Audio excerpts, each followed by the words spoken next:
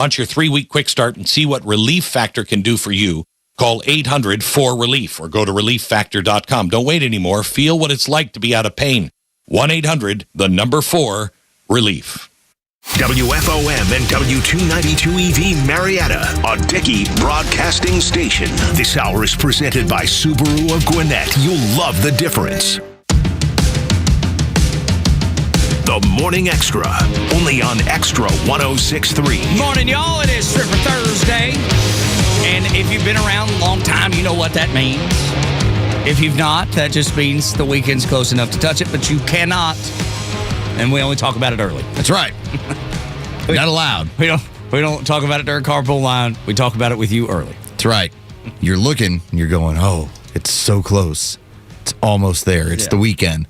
But no touch it. No, do not dare. There are rules here, sir. That's right. There are rules. There's ways that we conduct ourselves. And this is the classy establishment is the Morning Extra. Without a doubt. I mean, when people roll through here, they're like, wow.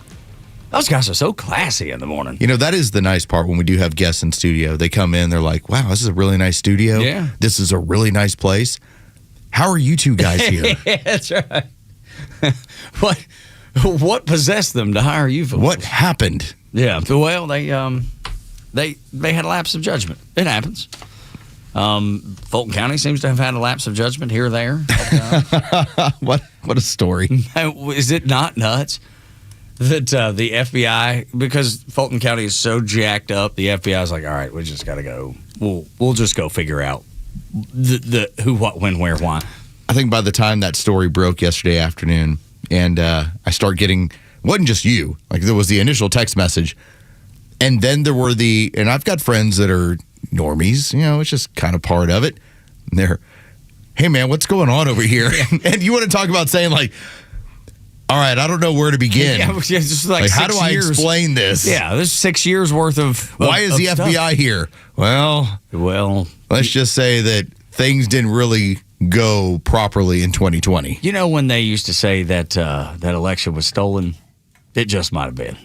I mean, you may have to come to grips with the fact that things were not on the up and up. But you know how hard it is to explain. And I don't know, should we do the first thing to know? May as well, because that's what this is. Way out west, there's a show, the Morning Extra, Tug Los. It's got such a traditional little beat to it. You have to be bold to get into this. Yes, you do. Because outside of the madness that is Minnesota, this ends up being the story that kind of gets buried yesterday. And I get it. You have people that are looking at the scenario and they're like, why did the FBI end up getting at all these ballots? And why did it take the FBI?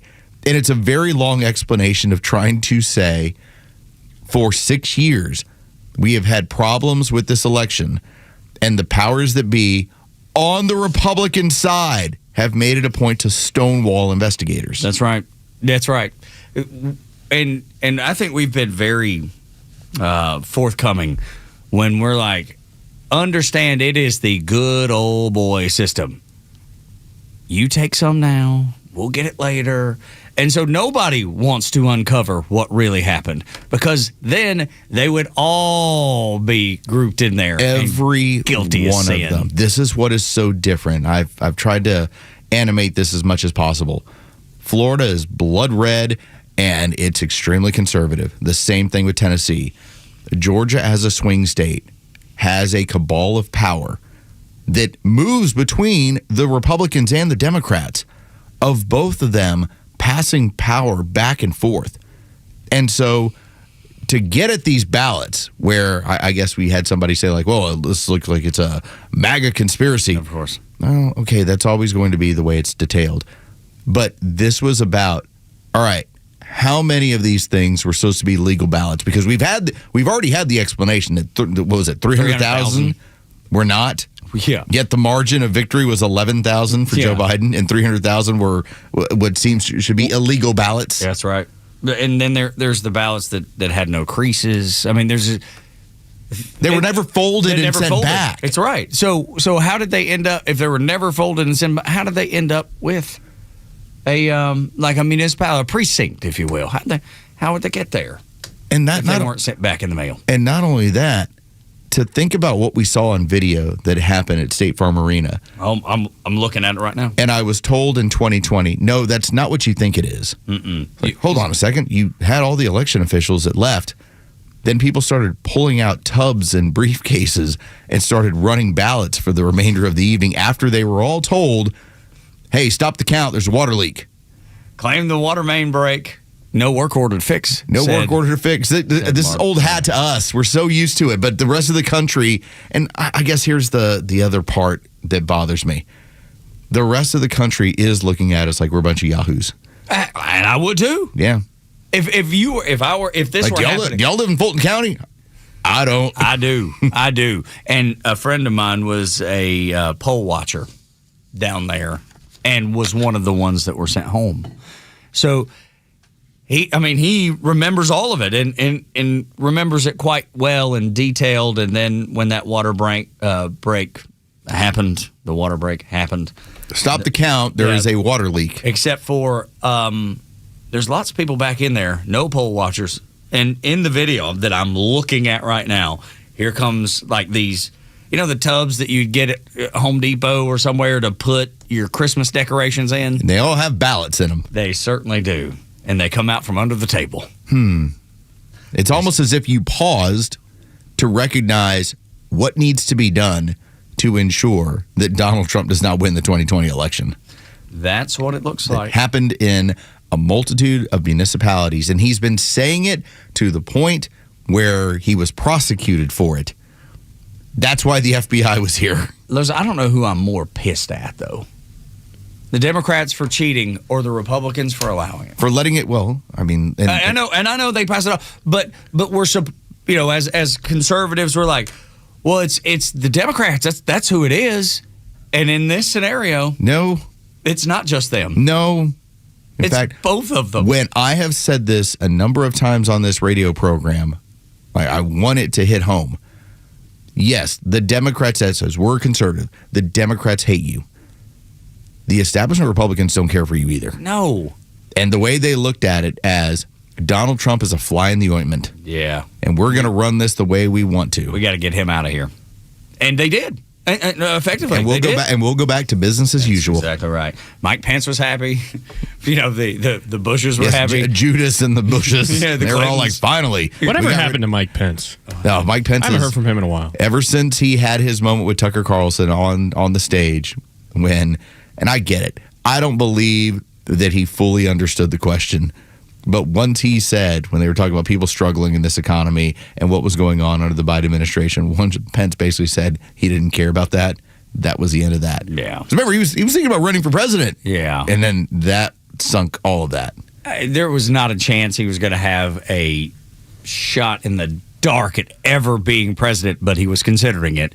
And that, dude, that took him down like a drone in Ukraine, man. It's like that was the end of that. Done. And so we'll see what comes of all this. But we're talking about thousands.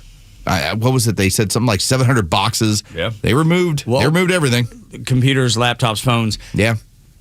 Who really thinks, though, that after 6 years that the smoking gun is just laying there? We keep being told by people that seem to be in the know that there is no smoking gun. Yeah. But if there was going to be, you would think it's forensically in that storage house. Yeah, you would think. So when you sit back and you're like, okay, here's what happened. Be satisfied if the ultimate, the end-all, be-all of this happening is that finally it's in front of everybody, like January 6th. It'll be laid out in front of everybody. Right, exactly. And the people that don't care about the facts, they're going to continue saying that everything was just fine.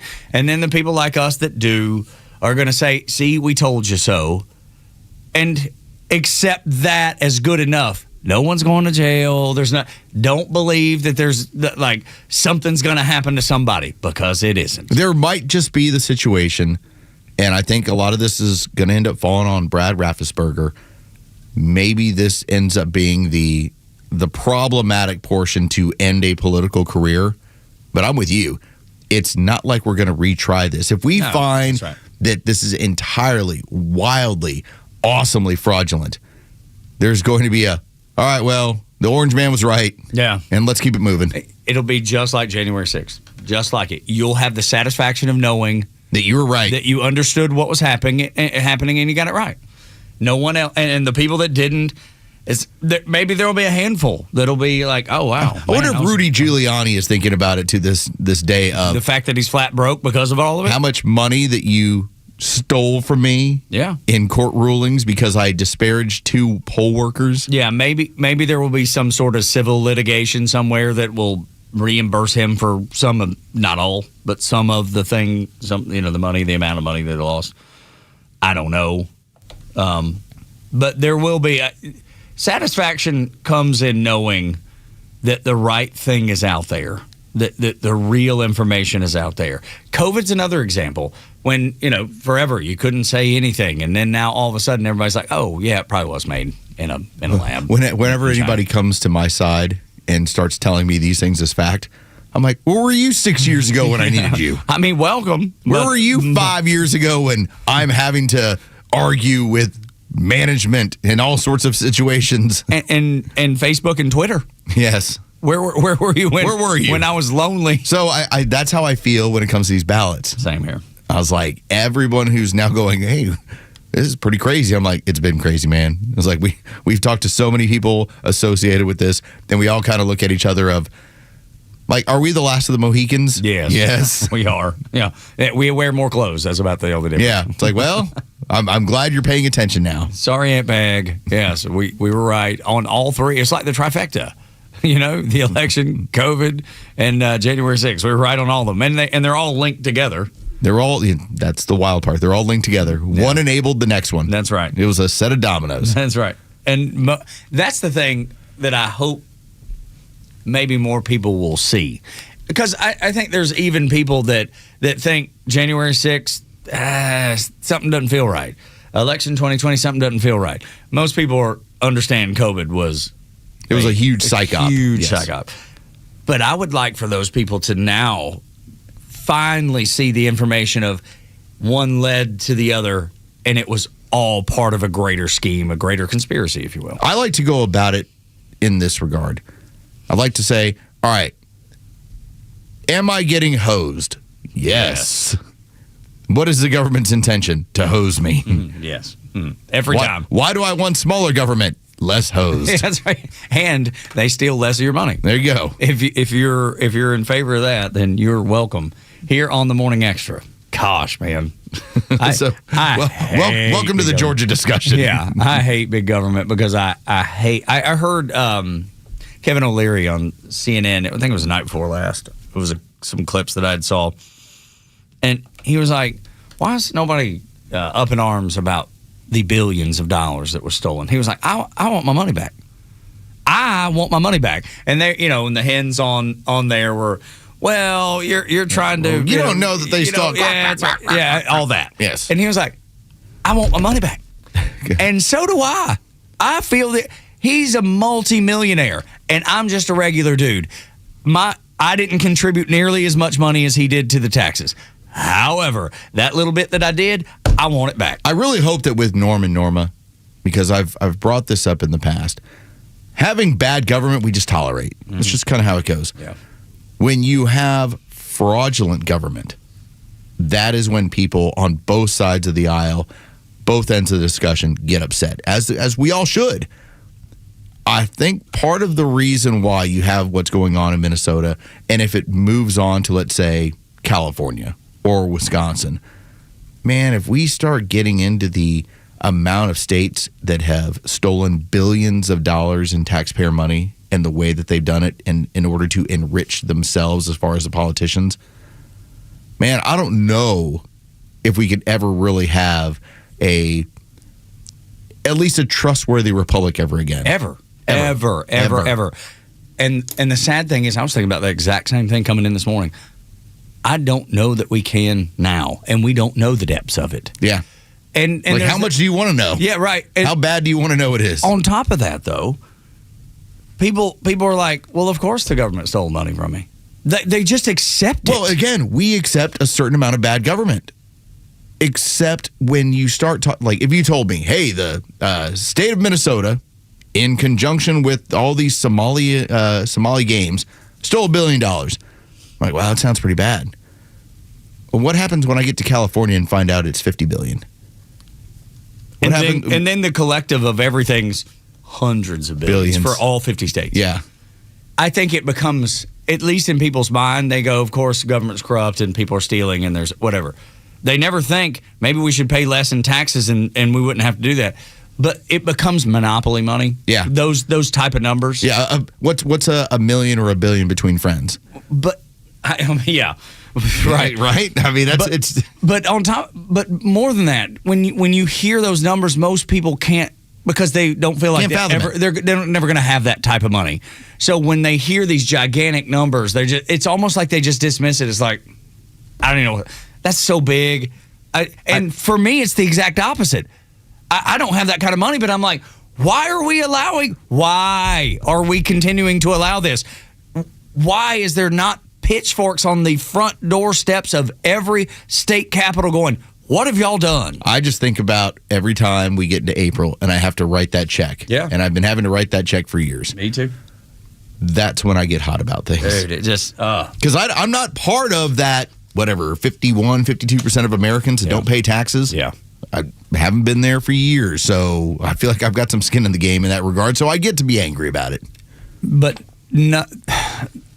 nothing is going to satisfy that anger. Nothing's going to remedy that anger. You just have to, sadly, we just have to accept it. Deal with it. Deal with it. Like them ballots. Yeah, that's right. That's right. Deal with it. Deal with it. Yeah. Oh my gosh, dude. It's too early to be this fired up already. Just ready to. I knew what road we were going down as soon as we started getting into Thursday. the ballots. It's never too early to be fired up. There you go. You're exactly right. The ballots were going to lead us always to the same place. Yes, that was all one big operation. One begets the other. I just use like biblical terms. I just feel like whenever they get into the breaking news, here's what's happening. I'm like, oh, good. It finally is happening. But you know where you won't see it? And then you know what's going to happen? They're going to do news stories at some point. They'll be like, what they might want to do in Georgia is paper ballots. I'll be like, oh my God. Yeah. Or a forensic audit. How much have we said these words? Yeah, that's right. Maybe actually count the real ballots and not throw in the fraudulent ballots. So you won't get the same number. We always, every time we count, we get the same number. Yes, you're continuing to count the fake ballots, the ones that are illegal, that shouldn't be in there. A forensic audit might be helpful. We've been saying that for 5 years. I don't know if you've been here for 5 years, but welcome if it's day 1 or day 5 years. We're home for this. 6 o'clock hour brought to you by Subaru of Gwinnett. I know you didn't watch, so we'll tell you about Jimmy Kimmel's meltdown over ice next on the Morning Xtra.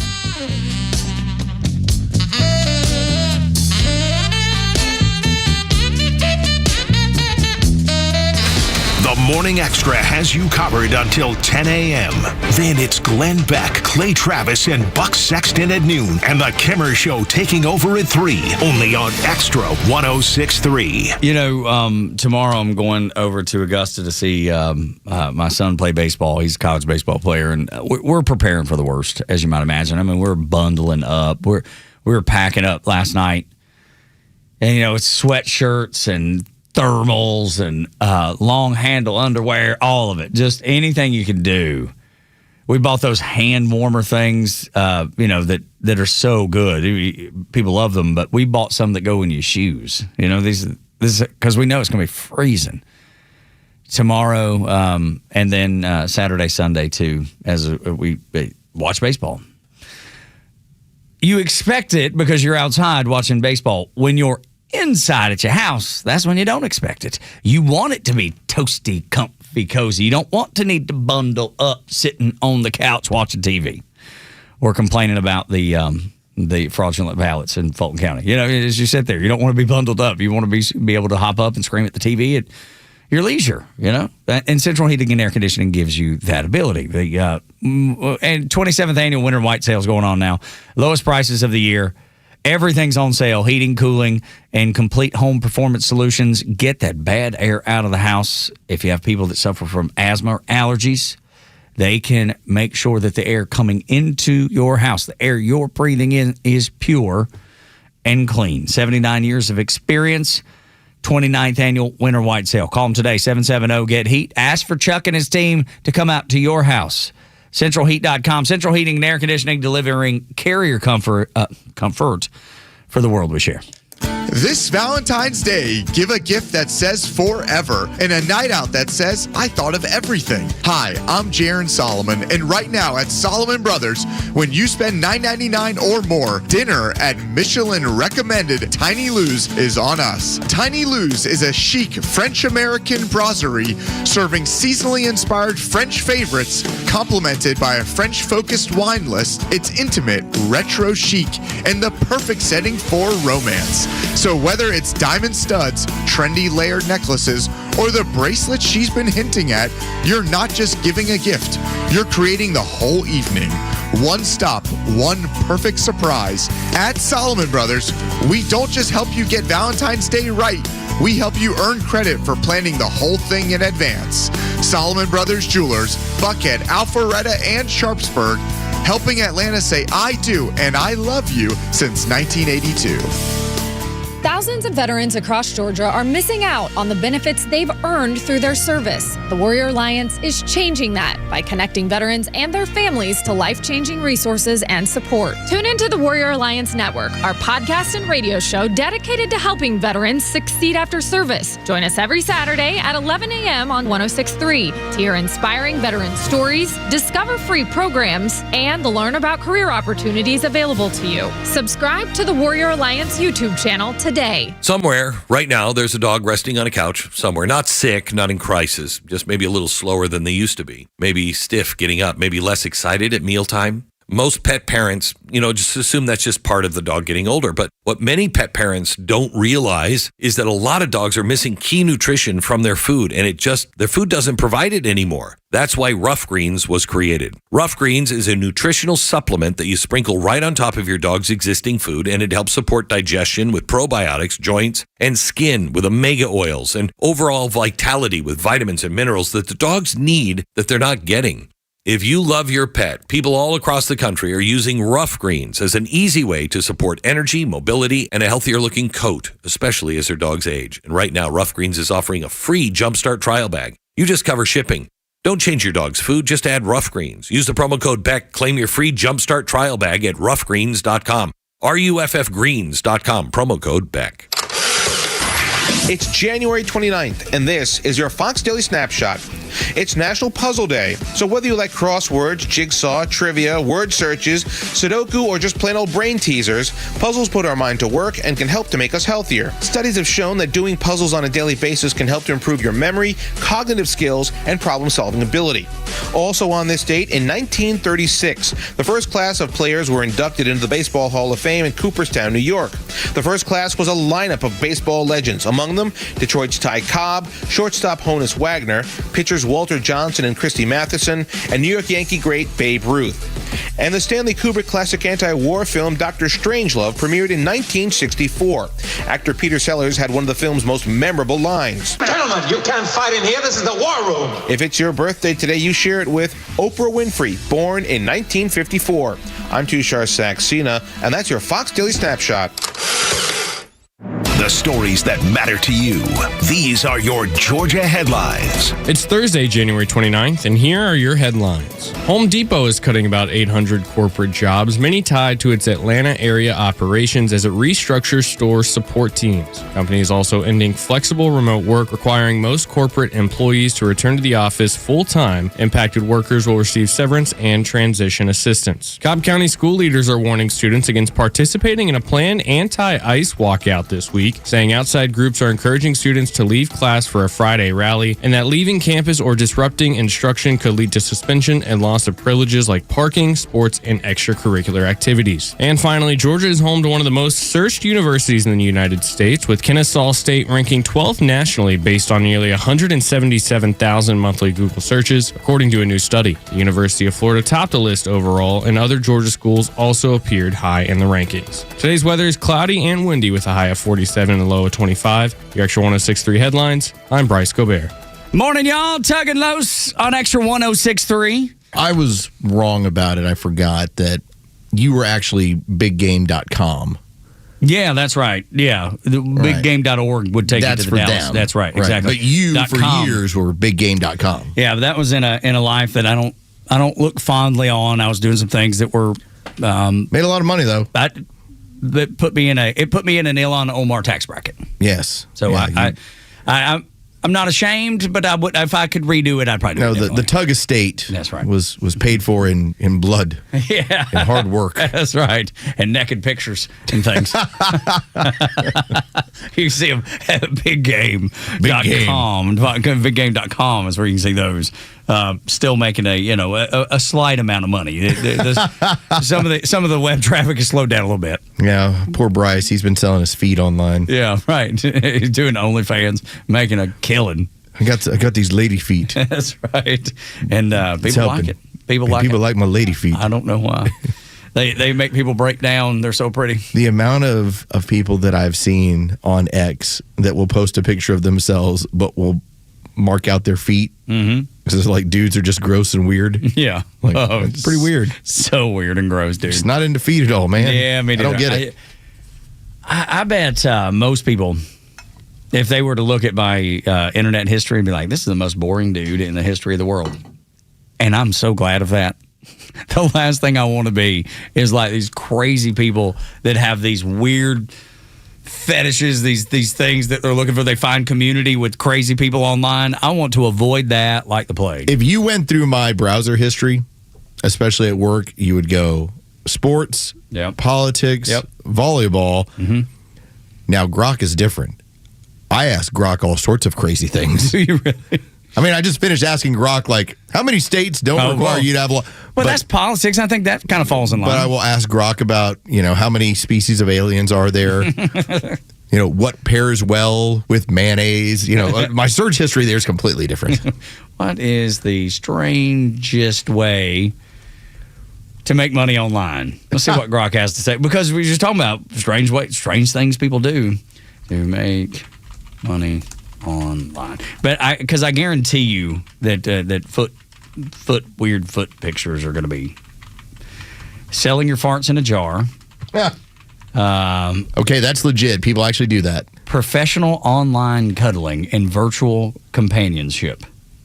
Well, AI is taking that one over. I get feet pictures, niche body part sales. I just want to let y'all know I was just talking to a caller, and the first thing I heard back was selling your farts in a jar. So I'm a little lost on what we're talking about. Trying to find out all the weird ways online that you can make money. Oh, okay. We're asking AI, like, how many weird ways there are online to make money? In fact, you were on the phone call when I started talking about you and selling your feet on OnlyFans. Oh, I've looked it up. You can make good money. You can. Yeah, that's true. So this is a little too much information, but we went one night on Foot Finder because we were curious. That's the website you can do it. What? And there is, I'm not kidding you, apparently there's 4,000 different categories.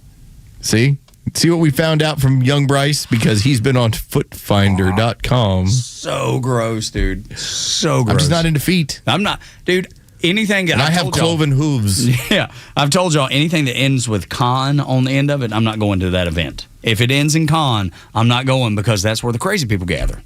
That's all the time. Comic-Con, crazy people gather. Now, I've been told during the day, it's just normal people. They like, comic books and superheroes, and they dress up like that. That's fine. But then in the evening, things get way off the rails. It doesn't matter. It's the same people participating. I'm not in. I'm out. My brother-in-law has hobbit's feet. You ever watched any of the Lord of the Rings? Where it's like short, stubby, I guess? No, they're just like hairy and ready to travel. Oh, yeah. Well, yeah. I mean, hobbits don't wear shoes. Yeah, yeah. Ugh. Oh. The nasty hobbitses. Yeah, no, thank you, dude. There's most platforms like OnlyFans, Patreon, I've never heard of that, Etsy for digital oddities. You don't know Patreon? That's how we're going to get paid. What is that one? It's when you have a private, for instance, you could do, like some people, when they leave terrestrial radio, they'll go to Patreon and they'll still do a show, but now it's behind a subscription paywall. Like a paywall, okay. So that not that website's not necessarily crazy or wacky. Probably has some of that on there, but it has some normal stuff too. Absolutely. Because I don't think OnlyFans, it falls into that category. I think it's all wacky. OnlyFans tried to go legit. Right, but Remember, it failed. like 3 years ago, and the backlash was so quick. They're like, never mind, we're staying adult. Yeah, that's right. Yeah. Well, they used to have, OnlyFans started out where it was a place where a lot of people that were like into culinary arts, that's where they would have their work. There was like cooking shows, and then it turned into foot fetishes. Completely different. And lots of, questionable situations. Which, happens. I get it. Like, you start with, like, I want to learn how to properly baste a turkey. And then somebody goes, well, what do you mean by baste a turkey? That's right. Then you get the feet. Right. How hairy and nasty are they? Send it to me. I don't want to watch any of that stuff. I want to avoid all that. And I'll just watch the Andy Griffith Just watch show. Kimmel. Yeah, and the Andy Griffith show. Nobody watches Kimmel. The numbers aren't great. Nobody watches. That's how I know nobody saw this. Nobody saw him get all teary-eyed. Yet he did. Dude was crying. But we're going to let you hear how it got to that point, why he started crying. And then there's something that he said that I want to point out to you after you're done listening to Jimmy. If our leaders are intentionally creating and encouraging violence and fear, then I hope you will also agree we need new leaders, because these are not leaders.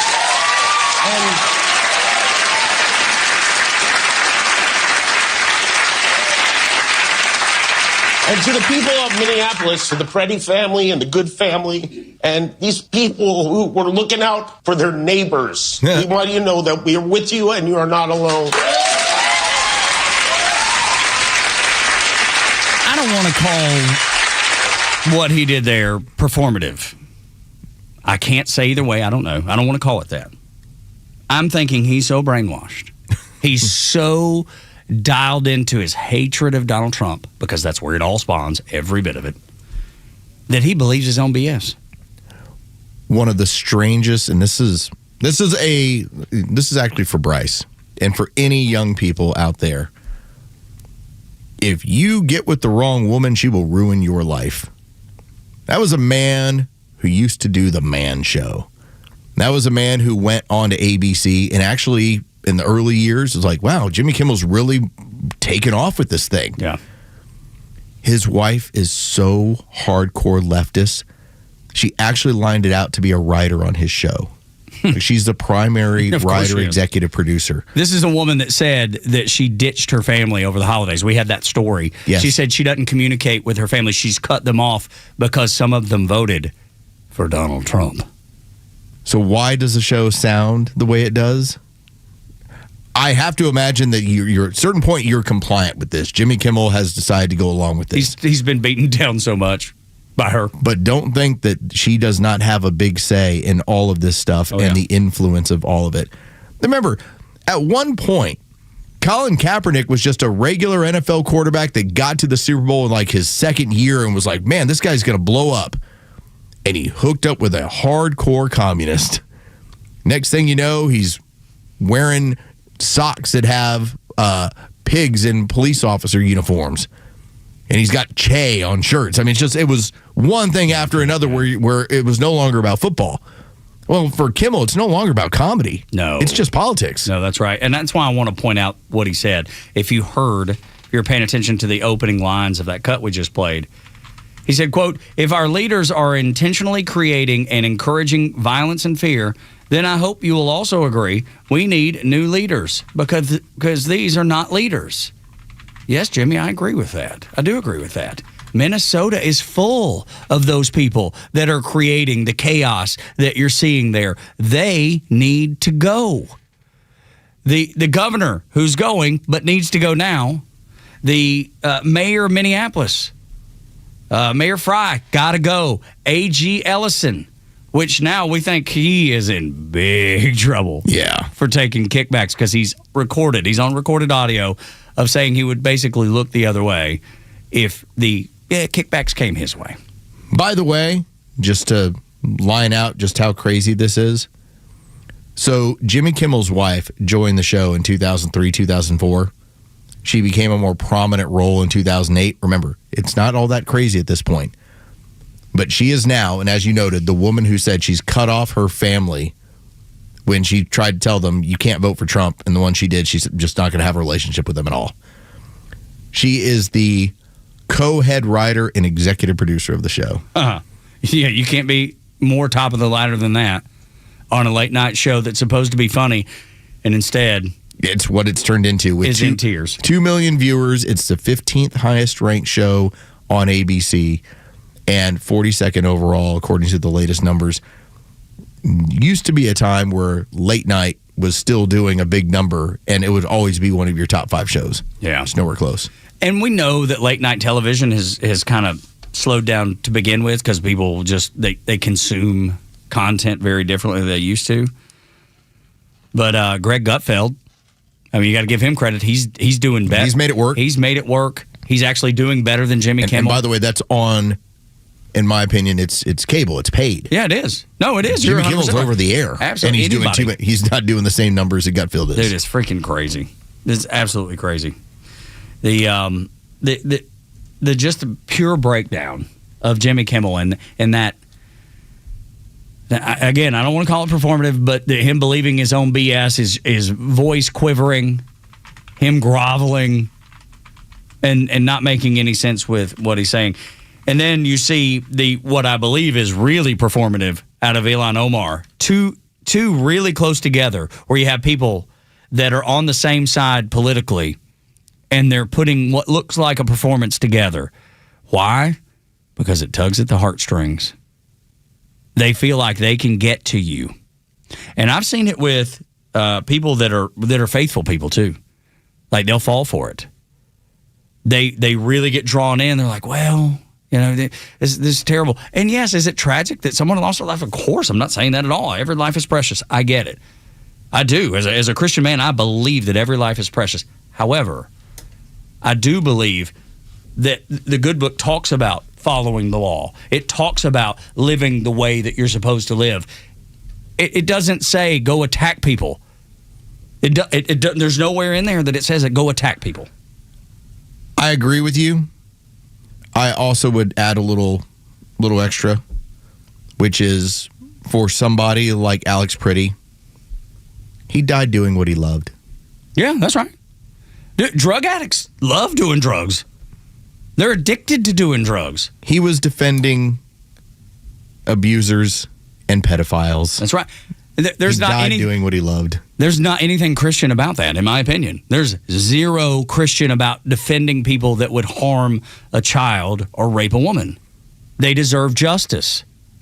That's what they deserve. Isn't it really that's the way that we justify so many different scenarios? It's like somebody, you know, for instance, if you decide you want to climb a skyscraper and it doesn't work out, you're like, he died doing what he loved. Yeah, absolutely. Just use it around people. Like the next time you hear, hey, this person OD'd, well, he died doing what he loved. you just make sure you're filming. It is the rainbow happy face to any of this stuff. Did you hear what happened? He had a car accident, drag racing. Well, died doing what he loved. He died doing what he loved. The wisdom of Front Office Lows on Extra 106.3. When we come back, 8 o'clock hour brought to you by Central Heating and Air Conditioning, your Atlanta carrier expert. 770-GET-HEAT, She almost ran over a cop. She died doing what she loved. When we come back, Los has a mini story time on the Democrats and how similar they are today to their Civil War era counterparts. That's next on Extra 106.3.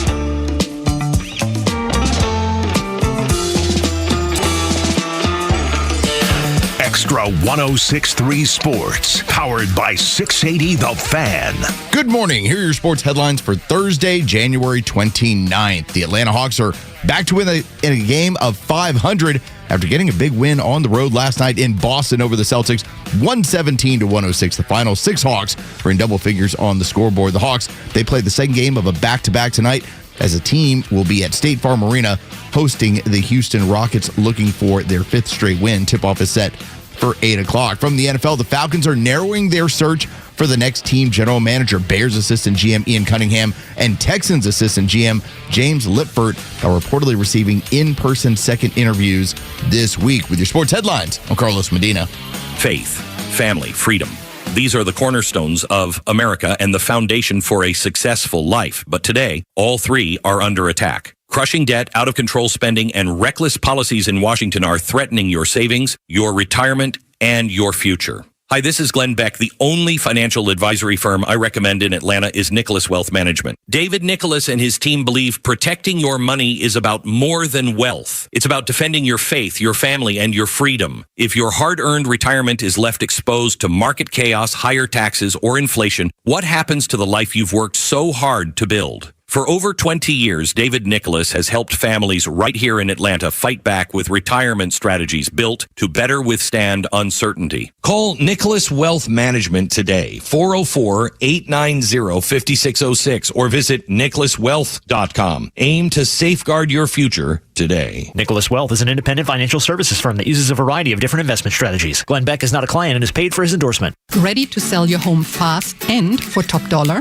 Trust Design to Sell. Staging and interior design experts recognized as one of the top 10 staging companies in the nation. From stylish redesigns to full-service staging, Design to Sell creates spaces buyers fall in love with. Faster sales, better offers. That's the power of great design. Call 678-505-1433 or visit homedesign2sell.com and ask for the fan special. Hi, it's Los, here with Tom Mitchell, the Honest Car Guy. Tom, you are changing the way people are buying their next pre-owned car or truck. How are you doing it? You know, Los, we found a better way for customers to buy a car. An honest way, a very transparent way. You pay what we pay plus our honest fee. How do you prove that? We even prove it to you by giving you a copy of the bill of sale at the end of the deal. How much can people save when they buy their next vehicle with the Honest Car Guy? I've saved people upwards of $20,000 and $30,000. I mean, it really depends on the year, the make, the model of the car, and the price of the car. You know, on a $15,000 car, I can't save you $20,000. We can probably save you $2,000 or $3,000. But it's through the course of the whole sale. The big one here that people don't realize, the financing. You go into the dealership, they tell you your rate's 9%. Well, really, it's probably 7% because they're allowed to make 2 points on there. The Honest Car Guy, you'll save an average of $5,000 to $10,000 depending on the price of the car. Folks, if you want to save thousands on your next pre-owned car or truck, try the Honest Car Guy. Call 844-SHOW-ME-1. That's 844-SHOW-ME, the number 1, or honestcarguy.com. Hey, this is John Flading. I'm the president and owner of ATL Turf Co. We have become a highly sought-after turf installation company in the Atlanta and North Georgia luxury residential market.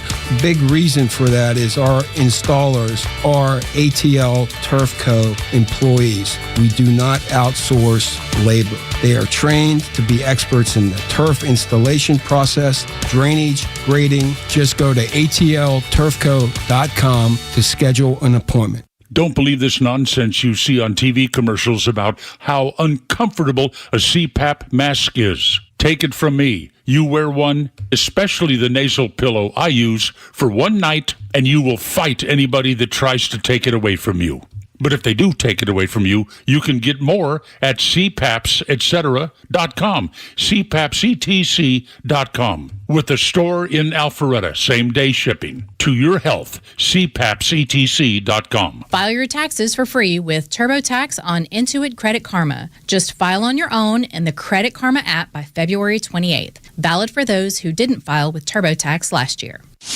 The legend Neil Bortz is only on Extra 106.3, Atlanta's only conservative news and talk station. I mean, I started talk radio in the days of the Vietnam War. The arguments were pretty simple back then compared to the way they are today. Is the domino theory legitimate? Do we have a real interest in stopping the spread of communism in Southeast Asia? What are the arguments today? What is a woman? Can you wrap your head around that? The Democrat Party, most people who call themselves Democrats cannot answer that question. Bortz weighs in with commentary every day and is live with the Morning Extra on Tuesdays. Atlanta Talk Radio legends are only on Extra 106.3. Well, oh well. What are you doing?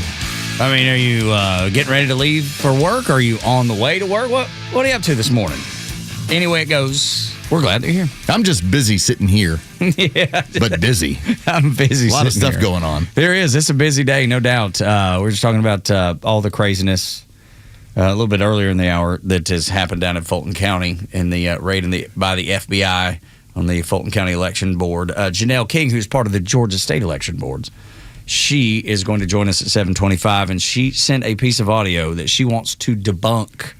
It is some of the folks from Fulton County talking about how they're jacking your vote. We're going to find out just how satisfying an FBI raid was yesterday. Yeah. Or frustrating, either one. Yeah, maybe both. Both. She got a lot of enlightenment out of this. And, No there's a reason why her husband, Kelvin, decided, all right, I got to run for Secretary of State because we need to fix this problem when it comes to our elections here in Georgia. And I do believe Kelvin would make a great addition to that office and try to clean it up as best he can, with a whole lot of people fighting against him to make sure it does not get cleaned up, as we discussed also. And that comes from both sides of the aisle. Be sure of that. All right, so Los has got a mini story time here on Extra 1063. Settle in and get comfortable, folks. It's story time with Uncle Los. I really feel like I should have taken the story time open and sped it up so it's like the little version. Yeah, right. Like the little one. Or pitched it high or something. Yeah, where it's like clearly it was made for smaller individuals. Yeah. I just don't have time for a full-size story time. Small hands smell like cabbage. Small hands smell like cabbage. Starting to kind of go through and think to myself like, all right. Normally I try and build these into something larger, something to review a lot of information. In this case, we don't have to. Because the mayor of Chicago, this is Brandon Johnson. Love that guy. Now, Brandon Johnson, there's only several options here. One, you could say he's a politician. He's flat out lying, which, okay, I could believe that. That's part of the job. This is what I'm going to do. You could say that he knows better, but yet he's trying to play on your ignorance, and that's something else that politicians do. Or, and this would be like door number 3, he doesn't know. All right, I'm going to play you this piece of audio. Okay. And this is when he's talking about the Republicans. Now, if we just want to do just a little bit of background for this, the Republican Party came from the Whig Party in basically the 1840s. It was an abolitionist movement that as it grew, you had more people that were like, well, the Whigs are dying. The Republicans seem to make sense. I'm going to get on board with this. And by the time they had a actual person who was going to be put forth for president, that first person was a person who had failed a number of times in running for elected office. And that person was Abraham Lincoln, who, when we went into the Civil War, as you all know, had the Emancipation Proclamation, and eventually, in trying to put the Union back together, freed the slaves. That was the end of slavery in this country. That's a Republican. There were 2 different factions of Democrats. There were Northern Democrats and Southern Democrats. The Northern Democrats kind of looked at the Southern Democrats as allies, but they weren't big on the whole idea of slavery. It wasn't part of their platform. Southern Democrats, it was part of the lifestyle. All right, with all that being pointed out in a quick story time, here's Brandon Johnson yesterday. It's clear that the far right in this country, that they have not accepted the results of the Civil War, and that they have longed for a rematch to have a republic that subjugates and subjects individuals to a permanent lower class. And that, again, when we have witnessed the largest upward transfer of wealth in any other time in American history, there's your evidence of the type of stratification that the extreme right in this country prefers. Let me get this straight. The extreme right, the Republicans, are looking to rematch the Civil War, which they lost. I probably would love if there was like a multitude of dimensions and different places where different things are happening. Like I said, there's somewhere out there where there's an evil Tug. And there's a rock star Tug. There's all sorts of different Tugs out there. I'm not sure which one Brandon Johnson's from, where the Democrats won the Civil War. Oh, goodness gracious. And who's doing the rebelling against the federal government right now? The Democrats. I mean, what? I mean, that's step one. So which door? Am I lying? Am I ignorant? Or do I just not have any idea on my own? Am I just playing into a constituency that doesn't know history? I mean, there's certainly. I get it. It's 1860s. People don't pay attention to this stuff the way I do because I'm weird. He didn't say it with conviction. I don't think he knows. We want to relitigate. I don't think he knows. Yes, let me tell you. When Lee decided that he was going to march into the North and was turned away at Gettysburg, that actually didn't happen in Brandon Johnson's world. Right. They won. Yeah, well, come on. Let's do it. In fact, we never took Vicksburg. Mm-hmm. I say we as the Republican Union side. Yeah. Antietam, no, didn't go the way I thought. Yeah, that's right. All of it. Dude, Brandon Johnson's such a goon. I mean, he with a straight face. He's like, they want a rematch. Want a rematch, dude? I want another shot. A shot of the belt. Like it's the WWE. It's like some boxing match. It's like the fight was already determined. It was already over. And it was. I mean, it's clear and done. I mean, the champion's the champion. You see, the champ is the champ. Yeah, the United States back together, fully intact, functioning for the most part, except when the Democrats are setting things on fire, which seems to be with relative frequency. But this really does always point to like during 2020 when you were getting rid of these monuments. And everyone's like, well, it's in the interest of racial harmony. No, it wasn't. It was about erasing your history so that you're ignorant of it. This has long been the game that communists and use. Socialists, yeah. This is what they do. It's erasing history so you don't know any better. And Brandon Johnson was very blatant about making up his own version of history to fit his narrative. He couldn't have been more wrong. Yeah. It's just wrong. Yeah. It's just wrong. Yeah, but I think I do believe he doesn't know what he's talking about. It's clear he has no idea which way's up. But he's been fed that by someone. Like, do they send out an email? Like, here, go with this, say this. This'll talk to our mentally ill and really well educated, but not people that actually got taught anything in college or maybe even in high school. Nobody will know. What's more pathetic? The fact that you know different and yet you still espouse this, or you're completely ignorant and you espouse this. It's 6-1, half dozen other. It's I prefer you're wildly ignorant and you just don't have any idea, rather than I know better, but I'm going to lie to you anyway. Well, like that Battle of the Bulge when Hitler broke through the lines and the Nazis won in Europe. Well, wait, what? Yeah. Oh, that didn't happen? No, it's you got it back. It's the exact opposite. They didn't get to the port of Antwerp? You got it all backwards. You got it all backwards. And I feel like you know that, and you're telling us otherwise. You're doing the Brandon Johnson. Mini story time. When we continue, you knew it needed to happen. The FBI raid on Fulton County. Next on Extra 106.3.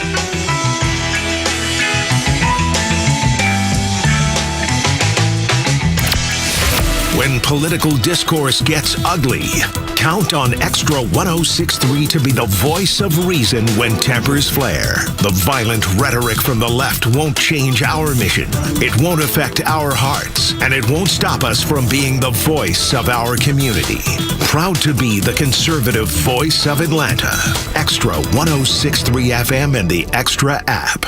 John Michaels here. You know I love passion, toughness, and honoring the people who give everything. That's why 13 Heroes Premium Spirits hits home. It was created for the 13 American heroes we lost in Afghanistan. You can support their legacy. Order direct from 13heroes.com, where a per bottle donation is going to go straight to the heroes at the Warrior Alliance. And it's guaranteed to exceed expectation as it's clean and award-winning. Make a difference this season. Order today at 13heroes.com. 13 Heroes, honor, strength, and incredible bourbon. When it comes to luxury, performance, and cutting-edge technology, few brands do it better than Cadillac. And there's no better place to experience Cadillac than Jim Ellis Cadillac, where buying a luxury vehicle is just as refined as the vehicle itself. From the bold Escalade to the sleek XT5, the powerful CT5, and the electrifying new Lyriq, you'll find an impressive selection ready to go. That means more choices, more availability, and competitive pricing, all with the transparent, no-pressure approach Jim Ellis is known for. And with the Jim Ellis Expressway, you can start your purchase online. Value your trade, schedule a test drive, even complete paperwork from home. It's luxury car buying made simple and convenient on your terms. Or shop in person and enjoy a professional, welcoming dealership experience that puts you first. To get started, visit JimEllisCadillac.com or stop by the Jim Ellis Cadillac dealership on Peachtree Boulevard, just inside the perimeter. Jim Ellis Cadillac, where you can always expect the best. Finally, a president that will fight for American values. The American dream is surging bigger and better than ever before. And finally, an Atlanta news station that covers it the right way. Extra 106.3 isn't about traffic and weather. We care about the stories that matter most to you, your family, and your community. Get traffic and weather on your phone and get Atlanta's only conservative conversation right here on Extra 106.3 FM and the Extra app. Democracy 2026. Newly sworn-in Virginia Governor Abigail Spanberger is moving quickly to reverse the policies of her Republican predecessor, Glenn Youngkin. We are endeavoring to set a tone for what Virginians can expect over the next 4 years. First up, ending a directive for state and local law enforcement to cooperate with ICE. Along with electing its first female governor, Virginia is now among 16 states with a Democrat trifecta, controlling the governorship and both chambers of the state legislature. Come November, Virginia voters will head back to the polls to decide on 3 newly advanced constitutional amendments, including one seeking to protect reproductive rights.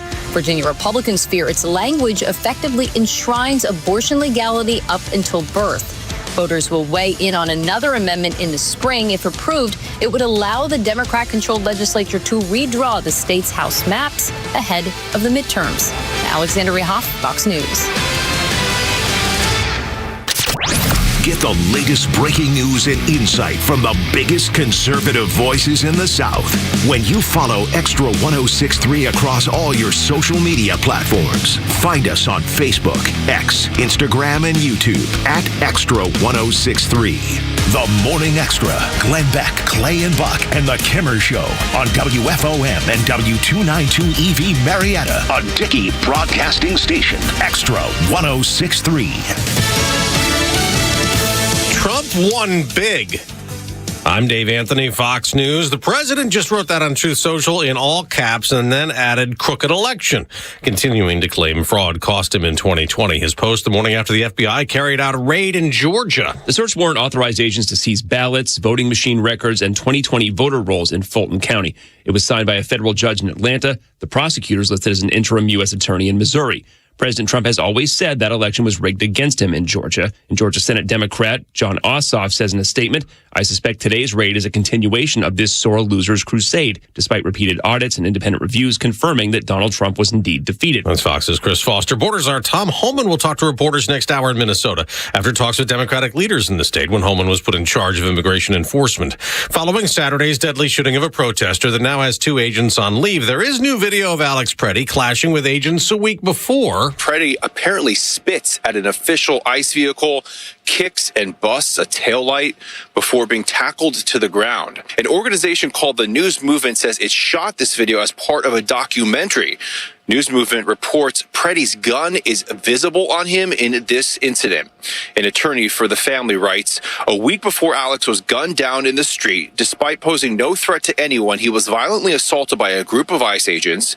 Nothing that happened a full week before could possibly have justified Alex's killing at the hands of ICE on January 24th. That's Fox's Matt Finn in Minneapolis. New Fox News poll, nearly 6 in 10 believe ICE has been too aggressive.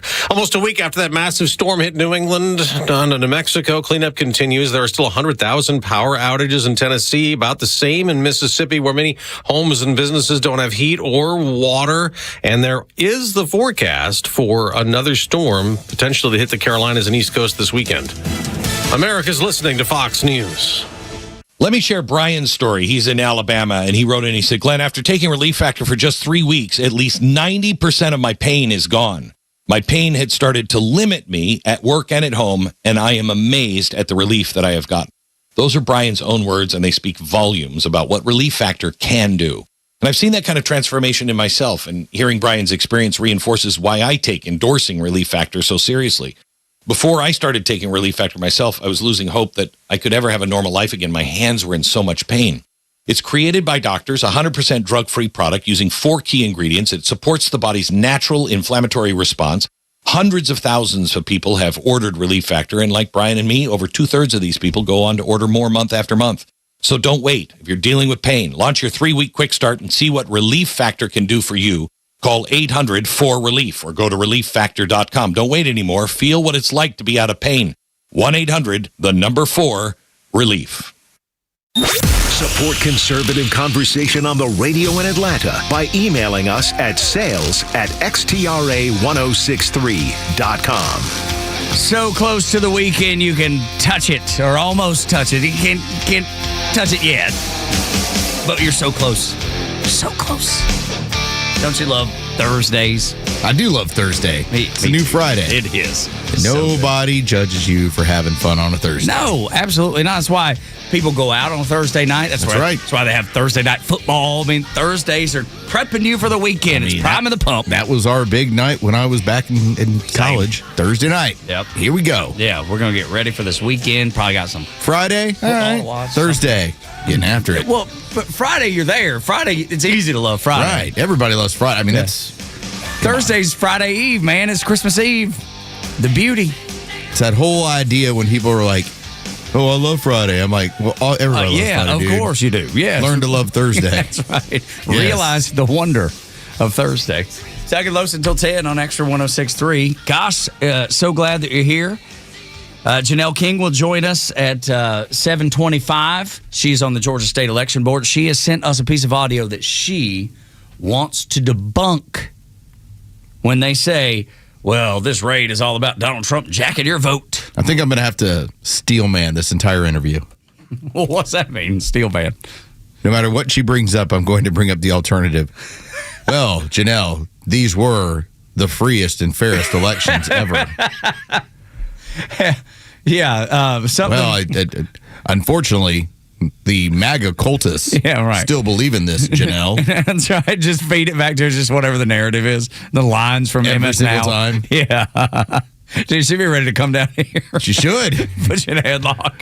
Anybody who's gotten involved in this, and I think in the interest of full transparency, steel man. Janelle was one of the people that told us early on. She's like, I don't know if anything happened. I'm accepting this position, and by the time she was as deep as she was into it, her response to us was, well, something happened. Something happened, and it's been happening for a long time. And it's happened when it benefited Republicans, and it's happened when it benefited Democrats. It's the good old boy system. And I hate that phrasing, the good old boy system. Yeah, because I look at it like Dukes of Hazzard. This is supposed to be a fun thing. Right. Same here. It's the way the song, Waylon Jennings, just a good old boy. You don't want to think that that's bad. No, they don't mean any harm. No, there don't be no harm. Beats all you ever saw. Been in trouble with the law since the day I was born. Making their way the only way they know how. And that's just a little more than the law will allow. Right there. See, that's what I'm saying. So when they say the good old... Bryce smile, he's like, did they just sing the entire song to Dukes of Hazzard? We got a good quarter in there. We got a quarter of it, for sure. But it bothers me when people call it the good old boy system because I immediately go back to Bo and Luke Duke. Never Coy and Vance, but Bo and Luke. But it does paint the picture. And I don't know, should we talk about that as our first thing to know today? They want you awake, informed, and ready to fight for the facts of the day in the land of the free. Now your sleepyhead nation needs your wake-up call. A mighty dose of reality coming in strong. There we go. Soon as the sun Maybe you're like Tracy Morgan. You spent a little time in a coma. You're just now coming out of it. And there's a big payday waiting here, and you're like, what occurred here? Yeah. Well, about those ballots we've been talking about for 6 years. Finally, the FBI decided, we have a court order. Give them to us. And Fulton County, they've been sitting on these things for years. I was never convinced that you're going to be able to actually get the ballots. I was like, who would be dumb enough to hang on to after you pulled off the heist of the year, the heist of biggest in history, maybe. Who keeps the evidence? Who's like, I'm going to put it over here in a warehouse? I mean, legally they're supposed to, but I always believed, I believed. I was like, there's no ballots. You're not going to be able to get to anything. But they got something. As of now, even this administration, even Donald Trump is celebrating that whatever they took out of that facility, and reportedly it was like 700 boxes worth of ballots and information. They've long believed this is a smoking gun. I'll believe it when I see it. Yeah, because I've always believed that there is no smoking gun in this. But I don't know. That's just because we've been told by a number of different Republican officials, even in this state, that, hey, we can't find anything. FBI agents are on site at a Fulton County election office in Georgia, where they are conducting a search. David Spunt's got more details for us on this developing story. David? Hi, Sandra. This is a satellite office for the Fulton County Elections Office. The FBI Atlanta press office confirming this, not giving many details, saying that the FBI is executing a court-authorized law enforcement action. No other details at this time, but we do know via sources a judge signed off on this warrant, allowing these agents, as you see them, enter this building to take items from the inside. Now, we're told that this is a sealed matter before the court, meaning details are now limited. Now, agents are looking at documents, phones, computers. We are told via multiple sources this is related to the 2020 presidential election. Now, we don't know specifically what agents are taking to the FBI lab, items that may eventually become part of a federal case. Dude, the thing that I saw that made me hold up the stop sign was when and Nick Sorter, who I like a lot, he was like, Democrats are sweating right now. Nick's not in town. He doesn't realize that there's many Republicans that are sweating right now, too. This is a issue between both parties. And I've been told, I'm not going to get into like the details of who, but I've been told by people that hold power in this state that are Republicans, if they felt there was a smoking gun, first off, their life would be made. They'd win public office for the remainder of their lives. They would be working suddenly in the administration, like, you know, right at the side of Donald Trump. They've made the point. They're like, there is no smoking gun. But if there is, yeah, look, I don't hopeful. know. I'm hopeful. I've had my heart broken so many times. I've just been told no so many times. Right. Even when the state election board looked at this and said, hey, there's something wrong here. Well, then what is the response by the governor? Well, we're going to defund you. We're pushing back on you. Yeah. We're going to stop you from doing and going down the path that your natural instincts, your natural ability, the reason I put you here, you've gone too far. I need you to get to the bottom of this. Oh, you got too close. Let's pull up the emergency brake. Let's pull the brake on you. And I can't wait for Janelle to explain that to you. And she's done that before on this show. But in the context of this FBI raid, I think it's worth going over with her again. Now it's got some teeth to it. Yes, it does. Or at least more. I mean, again, it was important to us. It's been important to us. Now, and even as you said, Nick Sorter, somebody who's not in town, not in the state, doesn't get that we have talked about this so much that it has become like, look at all the dead horses laying around me. How many more do I got to beat? Yeah. So I guess if there's a takeaway, if there's a silver lining, maybe something comes of it. Maybe you get the truth. Maybe my sweet Aunt Peg will finally have to go, oh, I guess that was fraudulent. I guess it didn't happen the way that MS Now and CNN told me it happened. I guess they really did cheat. I guess they did. Now, are you going to go back? What are we going to do? Reverse time and put Trump back in office? He's already back in office. There's nothing you can do about it, obviously. But the satisfaction of knowing, because don't expect anybody to go to jail, and ain't nobody going to jail. If you've seen anything out of the first year of the Trump administration, they'll haul people in, and it's just a D.C. thing. It's just a government thing. They'll haul people in, ask them a whole bunch of pointed questions. They'll go back and forth at each other, and then they'll go home. That's it. I mean, if you consider that Donald Trump was essentially processed in this state, including a mugshot, and yes, that now sits in the Oval Office, and it's part of the lore, and it's part of what the greatest political comeback in the history of politics in this country. But don't think that he doesn't look at the state of Georgia as like, hey, I was asking for help from early on, and you all abandoned me. Yeah, Raffensperger abandoned me. Y'all are going to get it. Brian Kemp abandoned him. Yes. Everybody abandoned him. And if you remember Susan Voiles, she was a 20-year election official.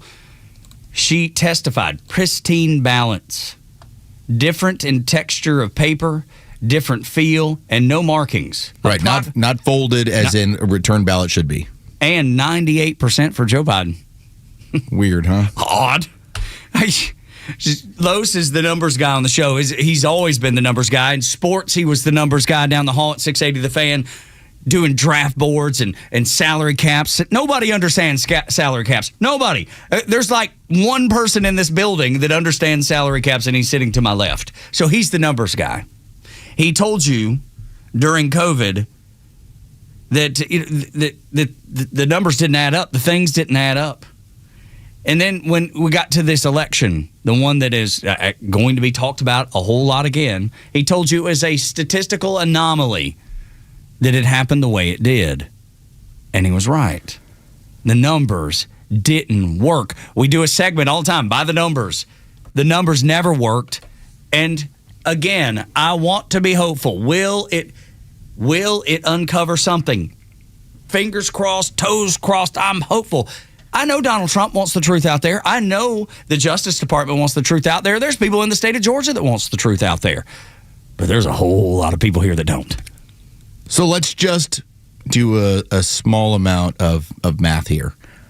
So what basically occurred, and what has always been the contention, is that by the time you have about 25% of the vote in any state, you have a pretty good idea as to what's going to happen. Now, there could always be this is a red stronghold or a blue stronghold. No comeback, and for every 10 votes, 7 are going to go for whichever candidate, depending on if it's a stronghold.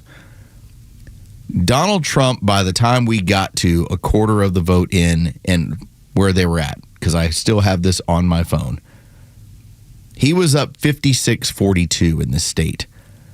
And that was with all the polls closed, and looks like the count's done. We didn't know what was going on at State Farm. We didn't know what was going on in some of these places around Fulton. He was up 56-42. And at that point, it was already projected. He's going to win. Brad Raffensperger went on a CNN, I believe, and said, unless something just out of the ordinary happens, Donald Trump has won the state of Georgia. It would take, considering where he was already up in the amount of votes in, even if we're talking about a Democrat stronghold, where let's say for every 10 votes, 7 of them are going for Joe Biden, it would take even more than that, like 10 out of 10, in order to make up the mathematics there. Dude. Well, and that's what happened. 98% of the vote. Just like we said from that. Sorry, 9 out of 10. Yeah, 9 out of 10. More than that. Well, 98. Yeah. 98%. So, Georgia Democrat Observer, some of the testimony. Hundreds of ballots with no folds or creases, which is the ones that we brought up forever. Perfect black bubbles for all for Biden. Another Georgia Democrat. All had perfect black bubbles and all for Biden. I heard Biden over 500 times in a row now. And by the way, here was the other end of this that no one wants to get into. Many of those ballots didn't even have anyone else that were voted down ballot. That's right. It was just Biden. Just Biden. And if you recall, there was lots of different things going on. And you had Senate. There were no additional votes. Yeah, you had Senate going on at the same time. Almost as if they'd been produced, these votes. No, Los. Come on. That's just you. But you're a conspirator. At this point, what was the complaint about yesterday? This is all for the MAGA conspiracy theorists. Yes. Yes. Yeah, where's your MAGA hat? You're not wearing it? No. This is so silly. Again, I'm just into math. Yeah. I'm into statistical probability. I like the idea of sample sizes, and where we were at 9 o'clock, 9:30, back in November of that year, it was over. It was done. And by the time it's 2 or 3 o'clock in the morning, whether it was in Michigan or here or Arizona, it was, yeah, listen, we all had a problem, but you know what? We put some paper up so nobody could see what we were doing. And suddenly the votes came in that were needed for Biden. Yeah, just magically. It just magically happened. And you're expected to believe it. And if you question it, you're a conspiracy theorist. You're the lowest of the low. That's fine. I got a tinfoil hat and everything. That's right. Me too. I'm batting like 950. We'll talk to Janelle King about this coming up here in about a little less than 10 minutes. There was a video that came out yesterday of the good nurse, and that would be Alex Preddy. The man that they told you that was just out there. He was a legal observer. He was somebody that's peacefully protesting. He's just an innocent, sweet nurse. Yeah. And yet, you see the video. Because we had told you yesterday that we had learned he had been in an altercation with ICE officials and CBP officers and sustained a broken rib. So they knew about him. They knew who he was because he was violent. And knew he was violent because he was coming around. BBC shared audio and video yesterday of that violence. So here's my question. Since there was the report that he was on medication for a broken rib, what if it wasn't from the event that we saw with the BBC, where he spits at a federal official and says, "F off, come assault me." Assault me. He kept asking for them to assault him. And when they decide to mount their vehicle, sound peaceful, by the way. No, it doesn't really sound logical. But when they mount their vehicle and they're leaving, he goes Daniel LaRusso and kicks out the back tail light. But then they get out and they restrain him momentarily, and then they move on. First off, had you arrested him, maybe he's alive today. But again, as I said before, he died doing what he loved. Yes, he did. So instead, he found out rather vigorously, and as many as 10 times, that his politics don't work on the street. Yeah. He got introduced to the ground. He got introduced to how that works. But imagine if that broken rib actually didn't occur in that event, which means there was another. There's multitudes that he was doing this stuff at. And his parents say he quit his job to do this. Do you realize how mentally ill you have to be to spend your entire day on a signal chat to go follow around where you think that federal officials are going to be at? You brought up something earlier about something you had seen about mental illness and the most stable versus the least stable. I'm going to set out a couple of people, and then I'll let you tell folks what that number looks like. Jimmy Kimmel crying. We played that. Alex Preddy, the good nurse, saying we've learned now that he's basically quit his job to go do this. We have women saying we're going to take their children, so the ICE officers can't do anything. Which, if you're there with your child and you're trying to attack, that's even worse. It's unbelievable. But all these mental stabilities, would people of good mental solid mind do these things? And the answer is, of course, no. And that leads me to what you told me earlier. Some of the numbers, and this was actually part of the Joe Rogan podcast that they were going through, was on the history of mental illness, because they got into the Alex Preddy discussion yesterday. And by the way, they're like a week behind because obviously it's pre-recorded. So they don't know any of the BBC stuff. But overwhelmingly, conservative men show up as having the best mental health. And then what is the worst one? Liberal women followed by liberal men. What the three that I gave you, and behind by a lot. The three that I gave you would qualify. It's so clear. I'm no doctor by any means, but I can see when people are crazy. If you were to tell me that, hey, I'm going to leave my wife and I'm going to start a new life, I'd be like, okay, good for you, Tug. Seems kind of different. Yes, it's a little surprising. And you said, I'm doing it with another man. I would go, wow. Well, maybe Tug's been through some things. Yeah, something's happened. Well, that's what happened to Renee Good. Yeah. All right, so let's not pretend like all these people are mentally stable. No, they're definitely not. Definitely not. And the numbers back it up now that we have those. When we continue, Janelle King from the Georgia State Election Board. I'm going to discuss this FBI raid in Fulton County, and she sent us a piece of audio that she wants to debunk that you probably saw on social media or even the news last night. If you're foolish enough to turn on the news, which I wouldn't encourage. Talk to Janelle next on Extra.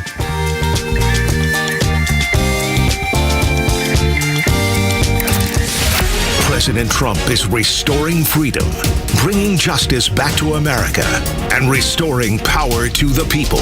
And the conservative voice of Atlanta has his back and will always bring you the national and local voices you need when it matters most.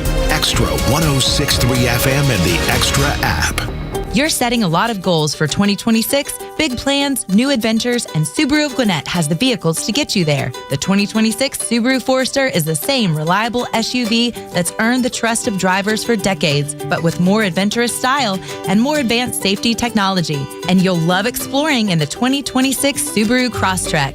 It gives you up to 34 miles per gallon and the power of a 182 horsepower Subaru Boxer engine, adding plenty of go to your adventures. The 2026 Subaru Outback shares your adventurous spirit. With up to 32 miles per gallon and 9.5 inches of ground clearance, you can explore your world with confidence.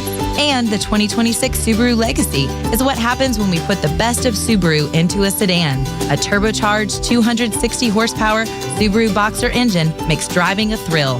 Love is out there. Find it at Subaru of Gwinnett, Satellite Boulevard in Duluth, or shop online at SubaruofGwinnett.com.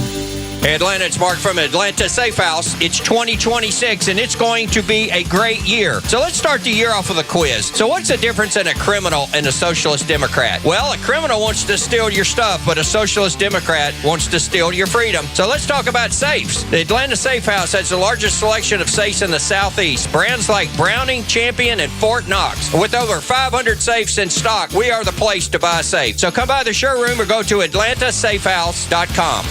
A new year means new opportunities to secure your retirement goals.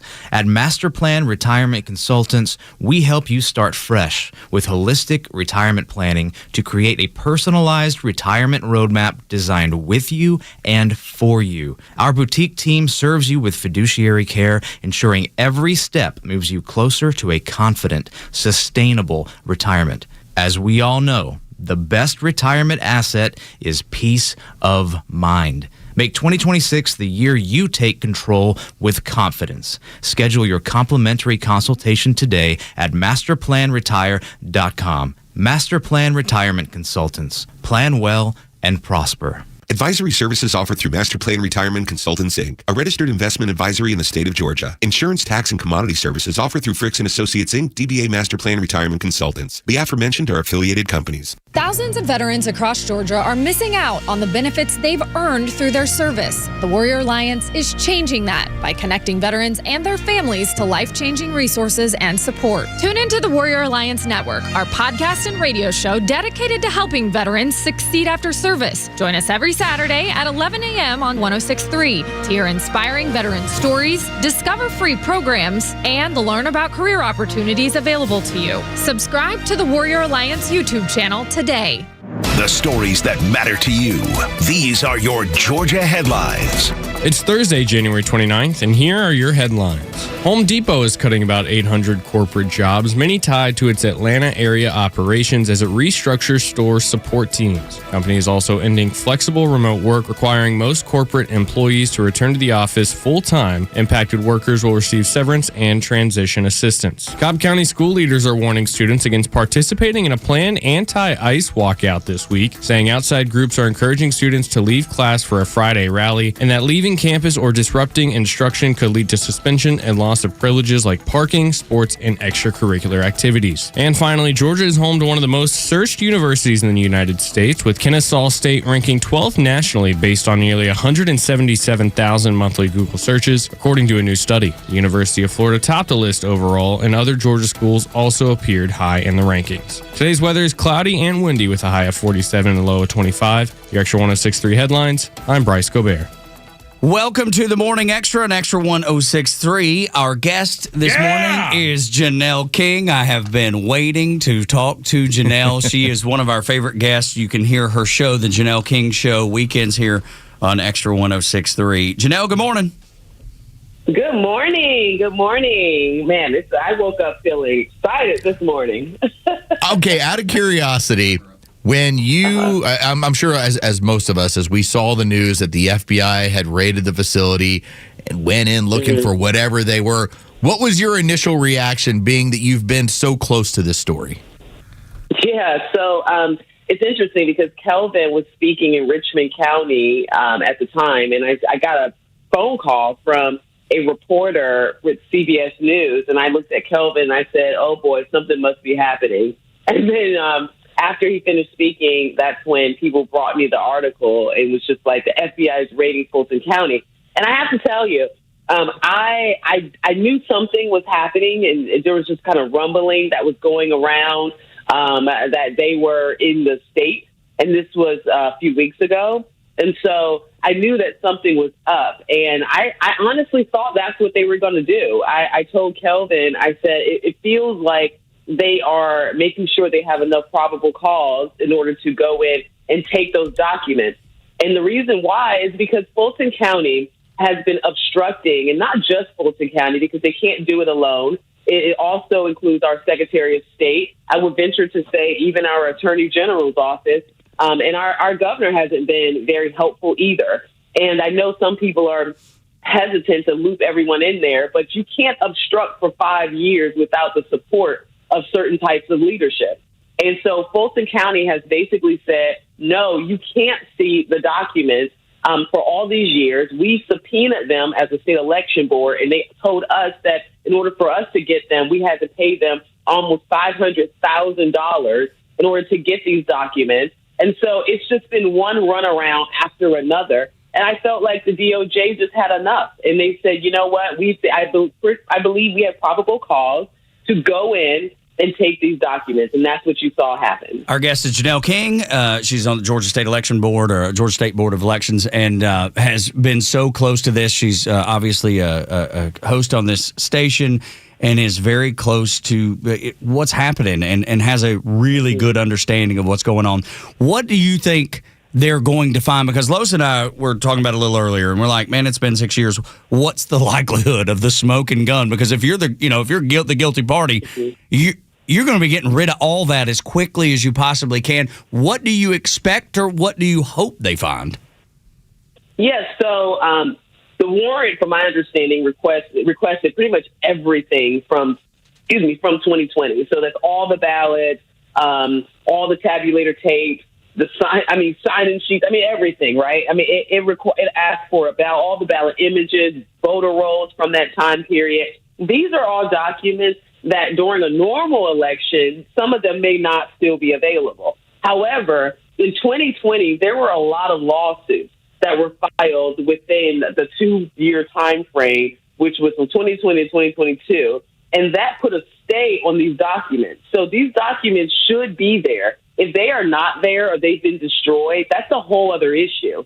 But the fact is, what we're hoping to find is that what the Secretary of State's office in Fulton County continues to say, which is that the election was perfect. We're hoping to find that the election was perfect. That's what we're hoping to find. However, I don't believe that's what we're going to see. What I believe we're going to find, and I say this because I've seen images of some of these ballots that are being held up, is absentee ballots that have the word recount written on them. We're going to see ballots that were double scanned. It's just all kinds of stuff that we know is out there, but the only reason why nothing has happened is because there was no evidence of it, because the evidence was locked up in the warehouse.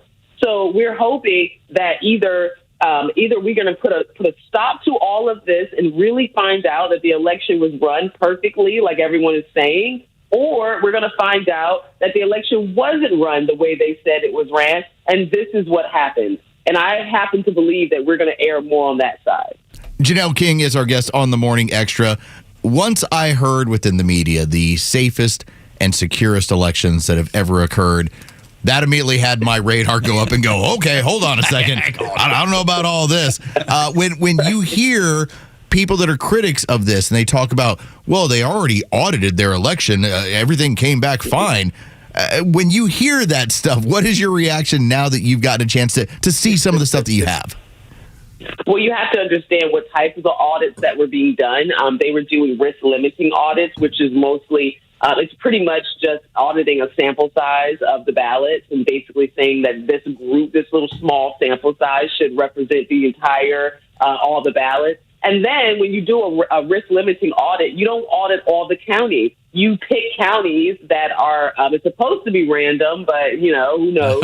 However, they pick counties that they audit that they know doesn't have any issues.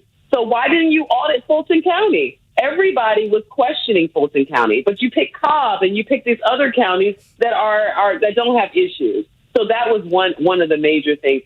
So when they say they've done audits, we then have to ask, well, what type of audit did you do outside of the risk limiting? Did you audit the paper, or did you just rescan everything and go with this digital count? And we know from the Michelle Long Spears case in DeKalb County that the digital is not always correct. Now, I mean, the majority of the time it should be, but there are issues and there are times when when it's not. So we need to do a hand count of the text that is written on those early votes, as well as those in-person votes, all those in-person votes. And then we also need to look at the text that's on those absentee ballots and do an audit of all the ballots. And I believe that's what's going to happen. Gosh, I hope you're right. And, because we were talking about some of the crazy things that were happening where, 98% of votes coming in were just for Joe Biden. And that was the only thing that was selected. The only, election. Nothing else down ballot. None of the down ballot stuff collected. And then even Democrats were saying, well, none of them were folded. None of them were creased. That seems odd for a mail-in ballot. Why? So you have all those anomalies, right? That throws up the red flags. But why? Here's the thing I think our audience wants to know. Why are the Republicans being so reluctant to help? I know, right? It's not what you say and what you're not saying, right? It's the fact that we don't have massive sweeps coming out of our attorney general's office or our governor's office. I mean, the FBI came into your state and raided a major county, and everybody is mute. I mean, you have to ask yourself what's going on. And the reason why you're seeing that is because what we're dealing with is a uniparty. We're dealing with leaders who are all kind of in this together. I'm not saying that anyone did anything criminal, because that was a criminal search warrant. However, there obviously are people who are all up in the mix, but not necessarily in a good way. And it's not just it's not just Democrats. We're talking about Republicans too. And that's what we kept trying to stress, being on the state election board, that this is not a partisan issue. Our elections is our one fundamental right that we have to ensure that this country sustains itself. It's our ability to have a voice. And one of the things that I read recently that I thought that really put it in perspective is that the people, we are the final auditor. It's not the machine count. It's not the county official. It's the people. If we say pull that election out, pull those documents out and let us see, and like my husband says, show your work, we have the right to do that. And telling us that we don't is part of the problem. And I'm listening to these narratives. I've tracked 8 narratives that the Democrats have already thrown out there, not knowing what is in those documents. Some of these narratives were thrown out there unknowing of what was in the warrant. So they didn't even know what they were looking for, and they already was making up stories. So when we talk about what's happening right now, this is not partisan. We have Republican leaders and Democrat leaders that were all complicit in continuing to spew this lie that the election was perfect and that there was nothing to see here. And that's just not true. And we're going to do our duty. And I am so grateful for the patriots. And I've used that word not from a Republican side, but these are real life, in-person patriots who stood the ground, held the line for 5 years. They were called crazy. They were told that they didn't know what they were talking about. We're talking about the Joe Rossies, the Kevin Monclifs, the Garland Favoritos. These are people that were putting their reputations on the line for 5 years. They held the line. And this is where we are. And that is what motivates me. I will not stop. We are going to keep going in this. We're going to find out what happened because we owe it to those people that put their money, time, and energy into all of this for 5 years.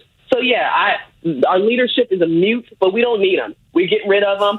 It's time for them all to go anyway. And it's time to put people in there that's going to do the job and do it right. Janelle King is our guest on the Morning Extra. For lack of a better term, Janelle, Tug and I have been calling this a classic good old boy network. That if you want to make this make sense to people from outside the state, you explain to it, it's not partisan. It is the establishment of the Democrats and the Republicans that are seemingly passing power back and forth to one another and seem to be kind of in an underhanded way handling the elections as they see fit. Yeah. I think it's a mixture of a lot of things. I think it's a mixture of people who just want to keep their seat because they've attached their livelihood to their seat. I think it's a bunch of people who are simply, those who just want to turn a blind eye and they don't want to be in the mix. And then I think there's a group of people that are mixed up in what I call the fog of elections. And I'm actually going to be talking about that on my podcast this weekend, about the fog of elections, about how you use complexities to create barriers. The fact of the matter is that you have people who are defending a machine that they can't even explain. They don't even know how it works. We have election officials that are like, oh, the machine is fine, but you have to call a technician from a whole other third-party operation to come in and fix them when something happens. And then we're saying that hand-marked paper ballots is somehow going to cause problems and it's complex. If that's not propaganda, I don't know what is. To make you feel like the simple alternative is the complex alternative. That's not true. And then they want to bring in ranked choice voting to make it even more complicated. So you have those who are complicit. You have those who are just scared to get involved in anything. And then you have those who are just outright confused because they don't understand our own election process. How do we, the people, be the final auditor of our elections when we don't even understand how our elections are administered? So we have to go back to the basics on this. But yeah, it's just really, really beyond me. And I have to touch on this one narrative that Senator Josh McLaurin, who happens to be my state senator, what he said. The moment this all happened, 10 minutes after it all broke, he's down there doing a press conference saying things like, oh, I'm not sure if they even told the judge the truth. He's asserting that the FBI is possibly lying to judges to get a warrant.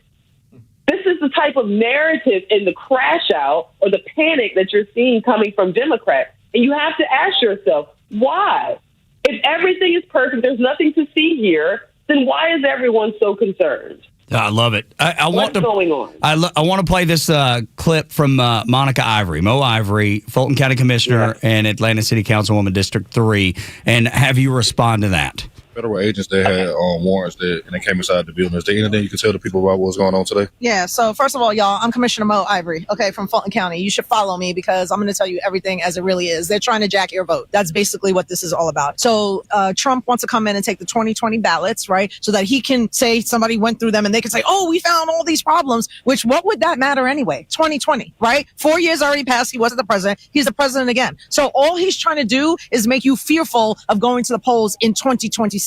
So he's going to say that all this crazy stuff happened and you can't trust Fulton County. And then a bunch of people who live in Fulton County, like especially in Atlanta, where a bunch of the votes come from. Fulton County is a Democratic majority county. So the votes really matter because they sway what happens in Georgia. So he's going to make a bunch of people afraid so they won't go to the polls. So the numbers will deflate and the Republicans will not be out of office. That's what he's trying to do, plain and simple. What do you think about that, Janelle?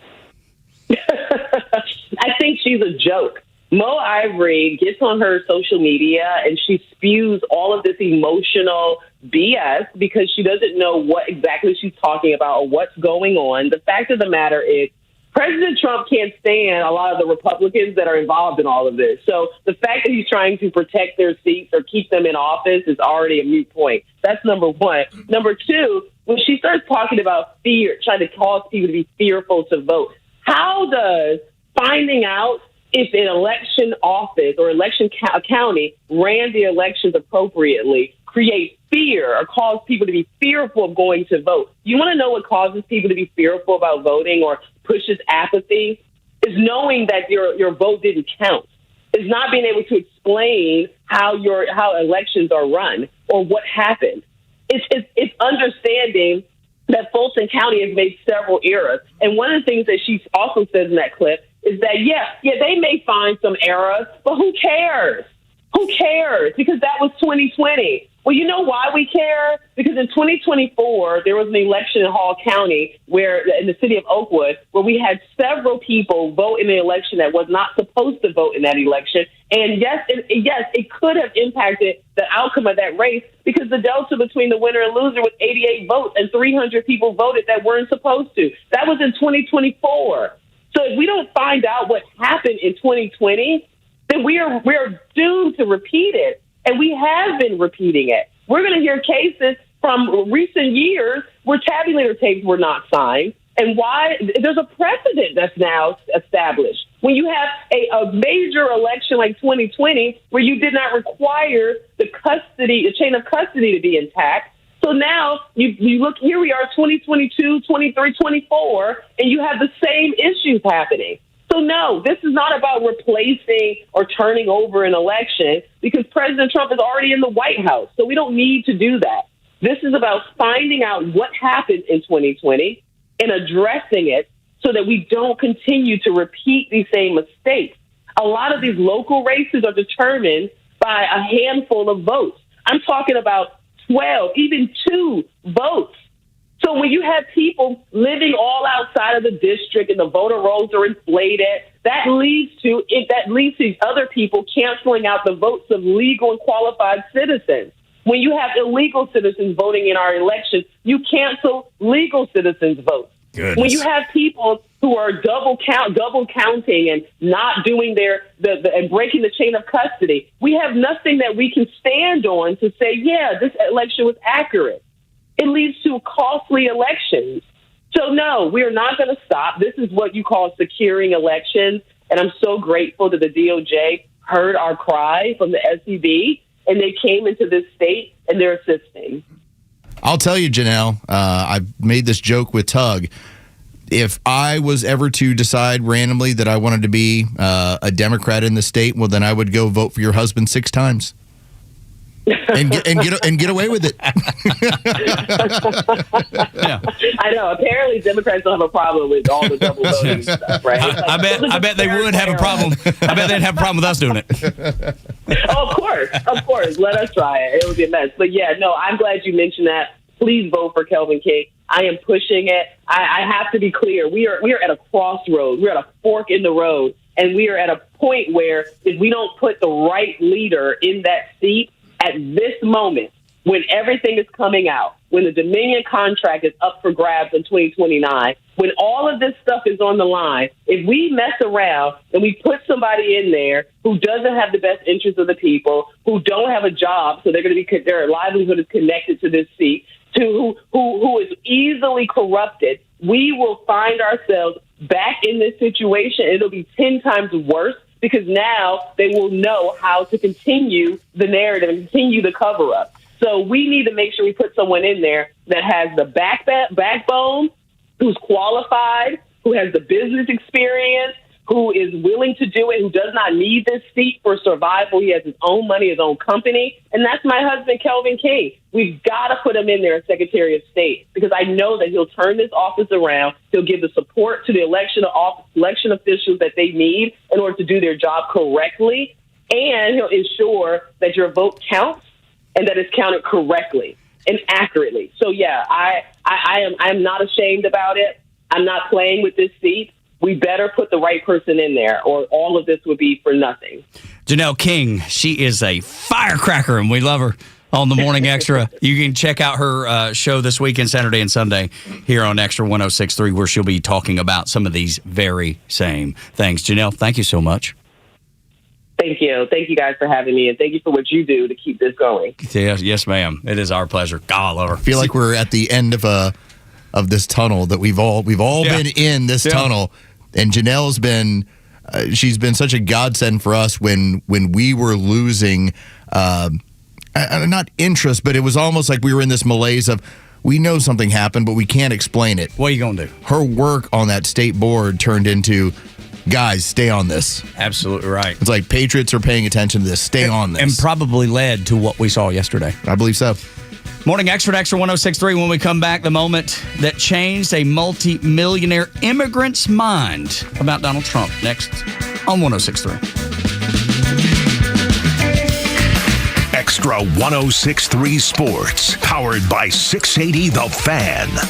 Good morning. Here are your sports headlines for Thursday, January 29th. The Atlanta Hawks are back to win in a game of 500 after getting a big win on the road last night in Boston over the Celtics, 117-106. The final 6 Hawks were in double figures on the scoreboard. The Hawks, they played the second game of a back-to-back tonight as a team will be at State Farm Arena hosting the Houston Rockets looking for their 5th straight win. Tip-off is set for 8 o'clock. From the NFL, the Falcons are narrowing their search for the next team general manager. Bears assistant GM Ian Cunningham and Texans assistant GM James Lipford are reportedly receiving in-person second interviews this week. With your sports headlines, I'm Carlos Medina.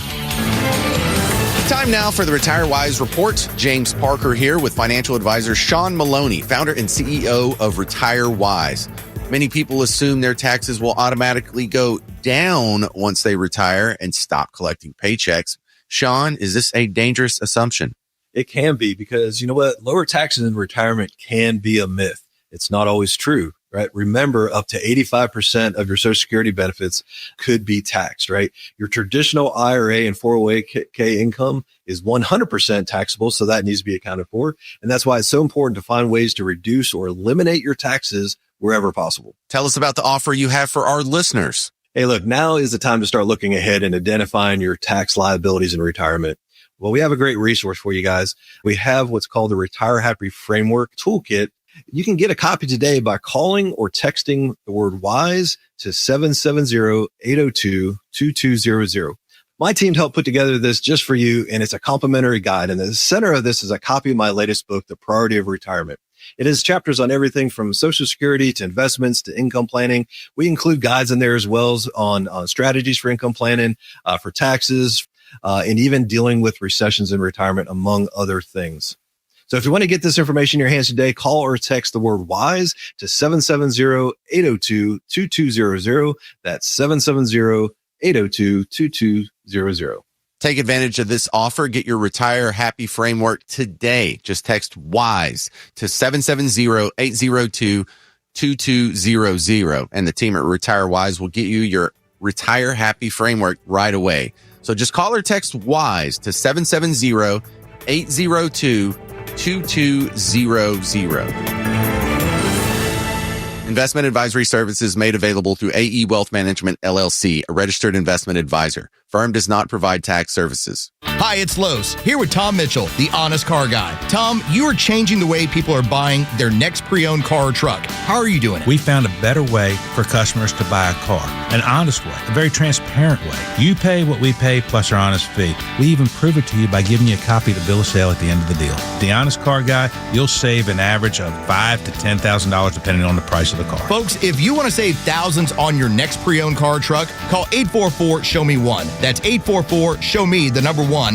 or honestcarguy.com. Calling all contractors. This is Devin Stovall of Stovall & Company, and we're here for you. We're a third-generation, family-owned and operated company for 75 years and just opened our 11th location in Canton on 9500 Union Hill Road. We're proud to provide your wholesale irrigation, nursery, and landscape supply needs. How do you envision your dream outdoor space for you or your customers? We're here to fulfill them all. We all take pride in special requests and shipping right to your job site. Here at Stovall, we have it all. Check us out at StovallINC.com. Paul has a message for everyone. To everybody I offended this year, work on yourself so I don't have to do it again next year. The Kimmer Show every afternoon from 3 to 6 p.m. on Xtra 106.3 and the Xtra app. Gosh, coming off of that discussion with Janelle King, it's still bouncing around in my head, all the things that she said and all the things that she's been a part of. Going from, and Los and I talked about this off the air, going from, I don't know if anything happened, fellas, to holy cow, something definitely happened, and it's been going on a really, really long time, and there's a lot of people that know it ain't just one party or the other, it's all of them. No, we had that state board put together, and it felt like at the time, as we were talking about it during the break, a rubber stamp to basically say, all right, just give us some cover on this thing. And by the time that state board started really pulling on a lot of different strings in a bipartisan manner, then you had the governor shut it down. Yeah, it's the worst of the worst. It's politics. It's everything you hate about politics. That's what's happened to that state election board. And Janelle will be the first person to tell you because she was there and was so encouraged. I remember when she took the role on the state election board, and she was like, "I'm so excited to do the work of the people, to tell people what's going on, to show them where things that they believed may have happened didn't, or that they've been right the whole time. I just want to find the truth. That's all I care about. I don't care who it benefits. I don't care who it favors. I just want to know that I'm doing good for the people of the state of Georgia." And they started that work. They started that process and that progress. And then when they started peeling back the layers of the onion, all of a sudden the rug gets pulled out from under them. It's the ugliest, filthiest, dirty. Dude, it's filthy dirty. Well, I think we all want to pretend that politics is filled with white hats and black hats. And it's not. It's not the way it goes. Absolutely right. Absolutely right. And So you know what? That's part of the argument that when I have decided to indulge in a little bit of X fun, Twitter fun, it's always when it's some leftist who believes, like for instance with Alex Priddy, oh, he's just a VA nurse, he's the sweetest guy in the world. I'm like, people are a lot more complicated than that. Yeah. And unfortunately, they're the ones that find that out, not me. That's right. And so that's just kind of how it goes. I'm like, do I think that the governor is as clean as wind-driven snow? Not a chance. No, he's a politician. They're all like this. And even if I really liked him and really supported him, I can't pretend. Donald Trump, do I think he loves the country? Yes, I do. Do I think he's as clean as the wind-driven snow? By no means. And the only assurance, I don't think there's a human alive. No, but the only assurances I have when it comes to Donald Trump is that he's so much of an outsider that even other establishment Republicans can't stand him. Right. And I believe that's what happened with that state election board, because they found out, oh, wait, this is going to be a disruptor on this board that it could put all of us in a bad way. We got to pull the funding. We got to get rid of this. And we saw this from 2016 into 2021. Largely, and we'll get a chance to play some really cool audio next hour from Donald Trump. I don't think we have time right now, but it's great audio. We got to get into it next hour. From 2016 to 2021, the Republican Party found out this guy over here is the rock star, and now I'm no longer in a place of power or importance. And I mean, that was like the Bush family suddenly got brushed aside. It's like, no, it's his party now. It's not yours. And so many people that were part of that Republican establishment, that power base, ended up hating the guy. But wait, it's always been our party.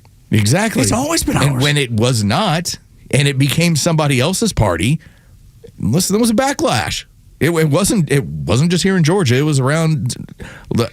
Why do you think we ended up with the Lincoln Project? Like, what a joke of those weirdos they were. But they were all ex-Republicans that had standing in the party that then, once the party shifted and they got left without any clothes on, then they got bitter. I don't know if this is a good analogy or not, but when I left the Navy and I was no longer able to show my ID and get on a Navy base, like, it bothered me. I was like, but I belong there. I've been there for 4 years. I can go on that ship. I'm Navy Tug. Request permission to come aboard, sir. And all of a sudden, I didn't have it anymore. And still to this day, when I pass a military installation, it breaks my heart to know that I can't go on to that base. That happened to certain Republicans. I think so, too. Yes. Morning Extra on Extra 106.3. Let's do that audio next. It's so good. Oh, how do you get red-pilled? From an immigrant's point of view. When they said, this was the moment that I changed my opinion about Donald Trump. And we'll also continue the conversation about the Fulton County election raid by the FBI next on the Morning Extra and Extra 106.3.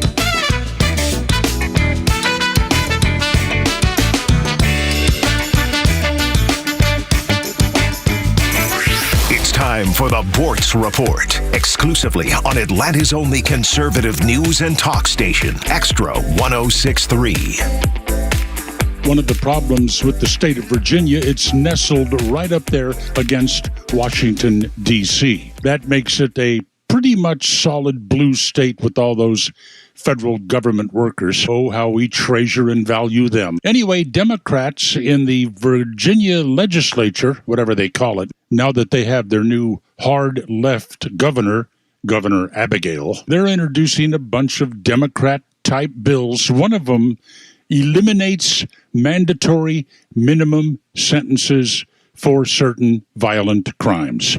Now, minimum mandatory means you do the crime, you're going to serve some time. I think that most people that vote Republican would kind of agree with that idea, but Democrats apparently don't. So please be sitting down. Don't be driving. Pull off somewhere, both hands on the wheel, stopped, because I want to tell you some of the crimes in Virginia that could get by with no jail time. There would be no mandatory minimum sentences. Now, we all know that Democrats favor the criminals more often than not. But listen to this. Under House Bill 863, Virginia, minimum sentencing would be removed for manslaughter, rape, possession and distribution of child pornography, assaulting a law enforcement officer, and other repeat violent felonies. This, according to the sponsor, would make sentencing more fair. I don't want to scare you further, but remember, Democrats are the people who are behind the idea that if one certain ethnic or racial group is getting jail time more often than another, maybe because they commit the crimes more often than the other group, well, that's just not fair. Democrats, gotta love them. Neil Bortz, Extra 106.3. Oh no, what is that sound? It's our rejection detection system. It's showing that several men across Georgia are being denied intimacy by their partners due to ED. How can this be? Well, it's more common than you think. As men age, their bodies change. And unfortunately, once they get over 50, some things don't work like they used to. So what do we do? There's only one thing to do. We need to get them to Dr. Eric Deal at Total Body Therapy of Georgia. He can fix ED problems. But how? At Total Body Therapy of Georgia, they are experts in the P-shot, testosterone replacement, regenerative therapy, and Trimex to create an erection and more. Hi, this is Dr. Eric Deal from Total Body Therapy of Georgia. Did you know that 50% of men over 50 struggle with some form of ED? Guys, it won't get better on its own. When it's not hard, it's really hard. But I can help you today. Call us at Total Body Therapy of Georgia at 404-777-1911 or learn more about us online at tbtofga.com. Did you know that there are over 34,000 lawyers in the state of Georgia? Yet despite that huge number, Bruce Hagan was recently named by his peers as one of the top 100 lawyers in the state. Do you know who is not among the top 100 lawyers in the state? Some clown standing on top of an 18-wheeler. Those kind of lawyers may make flashy ads, but they're just marketers, not real lawyers. If you've been injured in a car wreck, you need Bruce Hagan, a real lawyer who tries cases and wins. Call Bruce Hagan. He's the real deal for your injury case. Hagan-law.com. Extra 106.3 is connected to the Atlanta community with the local officials and candidates that share your values, plus the national perspective from the most trusted name in news like Glenn Beck, Clay Travis, Buck Sexton, and Atlanta's own Neil Bortz. Proud to be the conservative voice of Atlanta. Extra 106.3 FM and the Extra app. WFOM and W292EV Marietta, a Dickey Broadcasting Station. The 8 a.m. hour is brought to you by Central Heating and Air. What will Tom Homan say? I'm Dave Anthony, Fox News. The border czar will talk to reporters in a few minutes in Minnesota after President Trump put Homan in charge of immigration enforcement there after all the anti-ICE anger that grew over Saturday's deadly shooting of a protester. Minneapolis Mayor Jacob Fry talked to Homan this week and tells CNN. He did not make a commitment to ending it on any given timeline. However, my hope, my expectation is that the troops and the agents we're seeing will be drawn down. Democratic Governor Tim Walz also wants ICE out. He's not running for re-election, and this morning, Democratic Senator Amy Klobuchar announced she's running for governor. There's a new Fox News poll out. 59% of voters say ICE is too aggressive. 49% of registered voters think local governments like Minneapolis should cooperate with ICE. Mayor Fry says he does not plan to do that. That's Fox's Lucas Tomlinson. Also in that poll, more than half surveyed think the U.S. is worse off now than a year ago. 2/3 think President Trump should spend more time on high prices and the economy economy. We'll hear from him at a cabinet meeting later this morning. The president posted on Truth Social another claim he won a 2020 election he called crooked after the FBI conducted a raid in Georgia, seizing ballots and voting records in Fulton County. Democrats call it alarming. Shortly after that election, then President Trump spoke to Georgia Secretary of State Brad Raffensperger and said he needed to find 11,780 votes to win the state. At the time, Raffensperger said he felt pressure from Trump and denied any widespread election fraud. Fox's David Spun. Cleanup from that massive storm continues. There are still 100,000 power outages in Tennessee, almost as many in Mississippi. Some homes also have no heater water. Bo Moore with Mississippi Emergency Management tells Fox Weather. Our local water associations in each one of these communities are impacted because their generators are failing or they're running low on fuels. America's listening to Fox News. Let me share Brian's story. He's in Alabama, and he wrote in, he said, Glenn, after taking Relief Factor for just 3 weeks, at least 90% of my pain is gone. My pain had started to limit me at work and at home, and I am amazed at the relief that I have gotten. Those are Brian's own words, and they speak volumes about what Relief Factor can do. And I've seen that kind of transformation in myself, and hearing Brian's experience reinforces why I take endorsing Relief Factor so seriously. Before I started taking Relief Factor myself, I was losing hope that I could ever have a normal life again. My hands were in so much pain. It's created by doctors, 100% drug-free product using 4 key ingredients. It supports the body's natural inflammatory response. Hundreds of thousands of people have ordered Relief Factor, and like Brian and me, over 2/3 of these people go on to order more month after month. So don't wait. If you're dealing with pain, launch your 3-week quick start and see what Relief Factor can do for you. Call 800-4RELIEF or go to relieffactor.com. Don't wait anymore. Feel what it's like to be out of pain. 1-800-4RELIEF. No traffic, no big deal. It's the Morning Extra on 106.3. All morning, y'all. Tug and Los until 10 on Extra 106.3. An adventure this morning. We have been on a winding road, and if you've been here for the first 2 hours, thank you. If you're joining us now, we appreciate you being here. Go back and listen on the Extra 106.3 app on anything that you might have missed up until this point, because we've had some incredible discussions that I think you'll appreciate and be like, that's exactly the way I feel, which is a good thing. In Dalton, they would refer to it as a humdinger. Yeah, they would. It was a humdinger. That's exactly right. You don't think I speak these sort of brands of country? Oh, no, I do. I know. Because I know. Well, first of all, I spent time in a small town. I know. But first of all, I know you're well read. I know you talk to a lot of people. You communicate with a lot of people. I'm fascinated by a lot of different lifestyles and people. That's something that I know about you. So it doesn't surprise me at all when you throw a hillbilly slang out there. I'm like, oh, I see what you're doing, Fernald Slows. I see there. You've been studying up on Appalachian culture lately, hadn't you? You know, because I did see the Wonderful World of the Whites. You ever seen that documentary? It's on the Whites of West Virginia. Yeah. It starts with Jesco White and it kind of goes from there, this like outlaw family. And one of the things they have is they have one of their pill bottles and they shake it at each other. Yeah. It's like, this is what we do on a Friday night.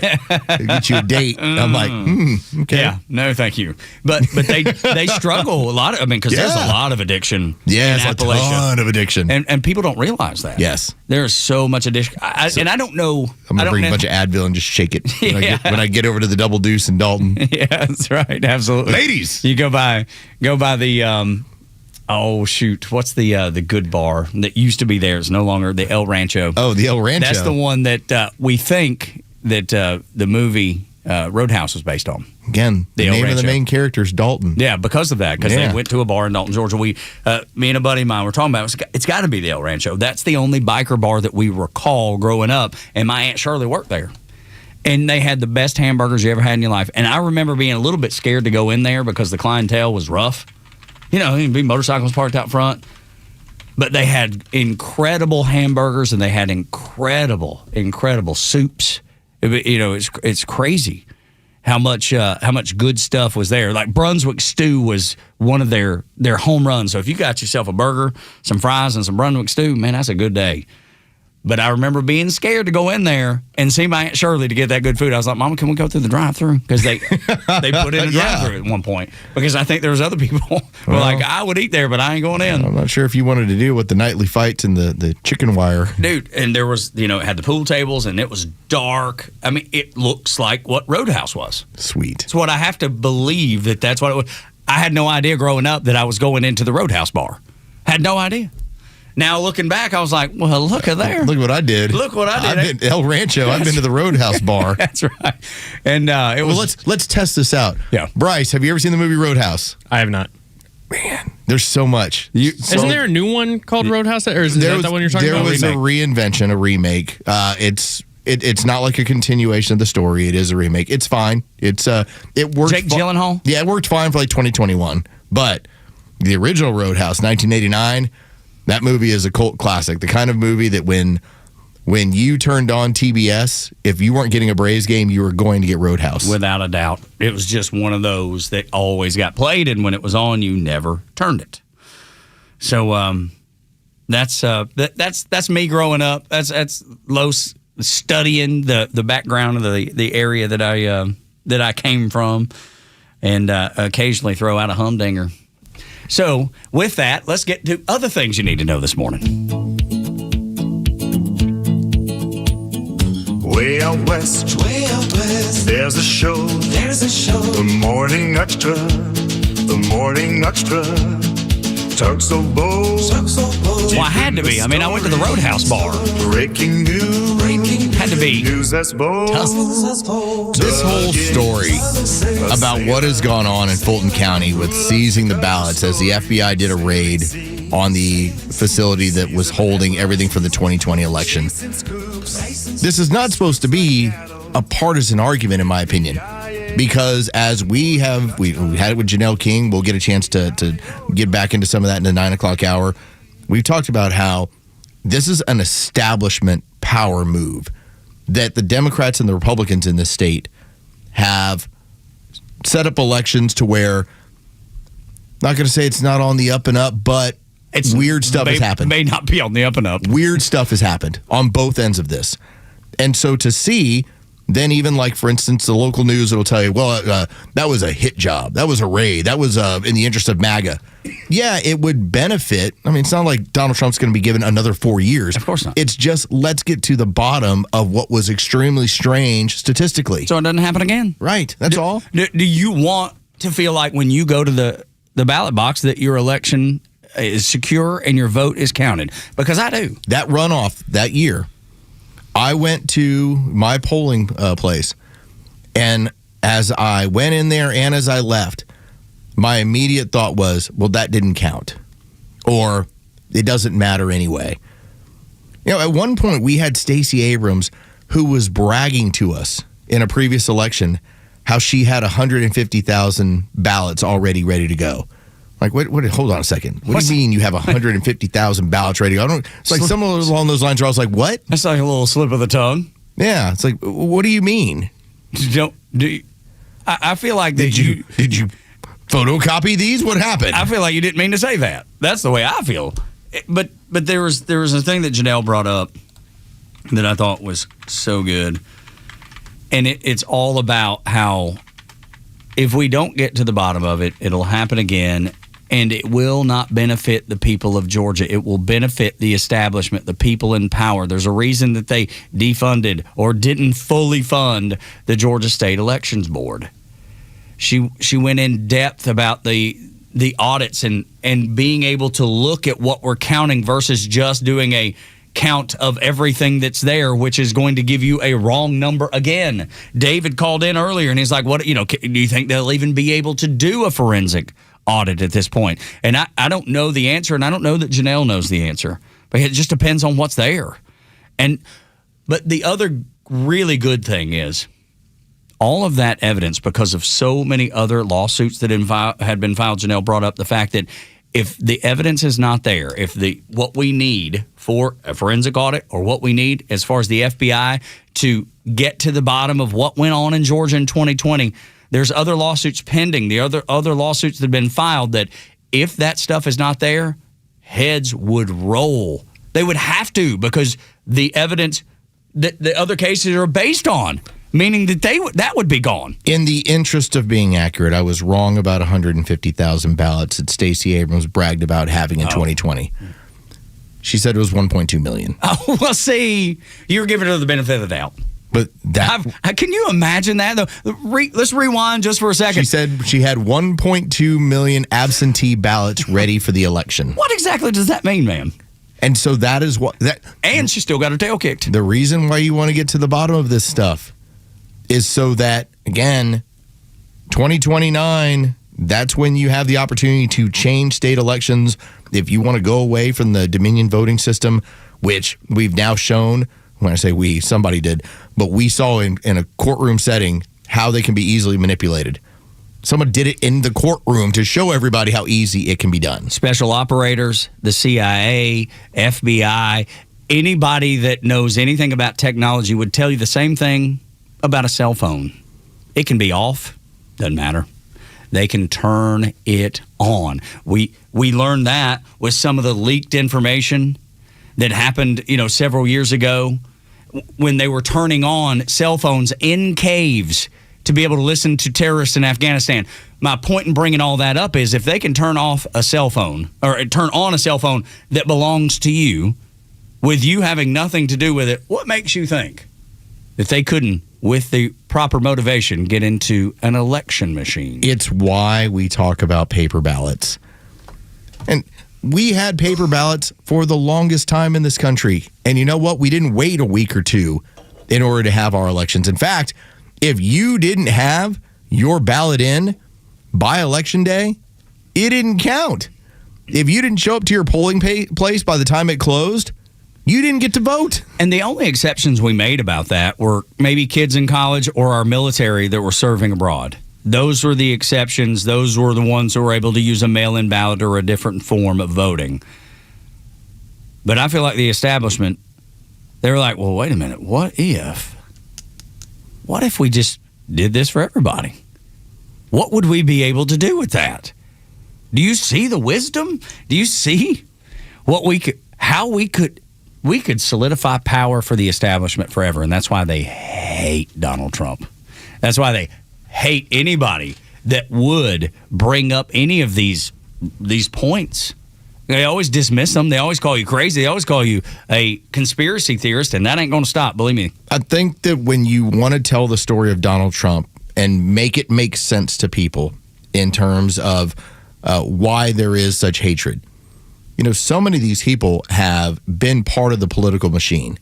They started off locally, ended up kind of moving through this, ended up winning a seat in their state house, and then they got pushed, elevated, and now they're a senator.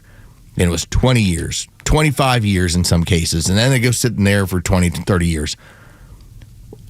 What happens when a guy shows up, he's never had political office ever? Well, you don't get to jump the line.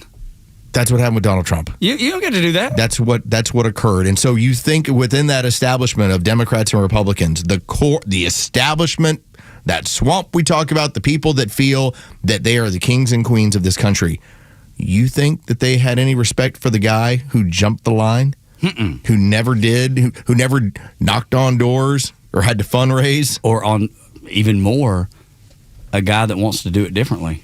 Yeah.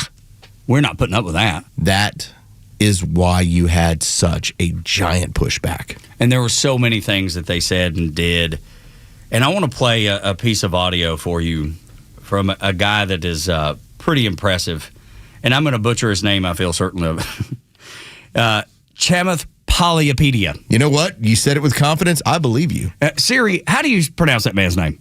Chamath Palihapitiya. Chamath Palihapitiya. Awesome. There we go. I was close, relatively close. I had to listen to that about a dozen times. Chamath Palihapitiya. Okay, she's slowing it down for me. She's saying I'm a hillbilly. I think that's what she's doing. I really like him. He is part of the All In podcast. He is the CEO of Social Capital. He got red-pilled. We talk about getting red-pilled a lot. Like when people have that moment, we're like, oh, wait a minute. Things are different than I thought. Things are different than I had originally believed. And he originally didn't have a lot for Donald Trump, and then all of a sudden, there was one moment in time that red-pilled him that changed him. I had a perception of Donald Trump initially from the moment he walked down the staircase in Trump Tower to announce. And then over the course of 6 or 7 years, I realized that some of those fundamental things that I was told about him were just totally false. And there was enough content online where I was almost afraid, but it started with Charlottesville. I was almost afraid to look at it because I'm like, I think I was lied to. And then I saw it. I saw what he said. But then I saw the portrayal. I had originally believed that portrayal until I saw the truth. And then I just started to go down that rabbit hole. So for me, it was an evolution where I was like, I can't believe I'm being lied to by this group of people whose sole responsibility is to hold truth to power. The key word there is truth to power, not your perception or your desires. And I just think that red-pilled me, I guess, in a way. An immigrant in Chamath. He is an immigrant that was lied to for so long.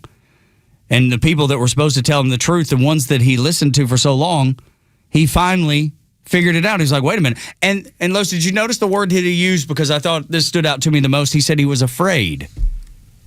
Wonder why. Is it because you'd be called conspiracy theorist? Is it because you'd be called Nazi sympathizer? What would make somebody afraid to say, hey, wait a minute, that didn't look right. That didn't feel right.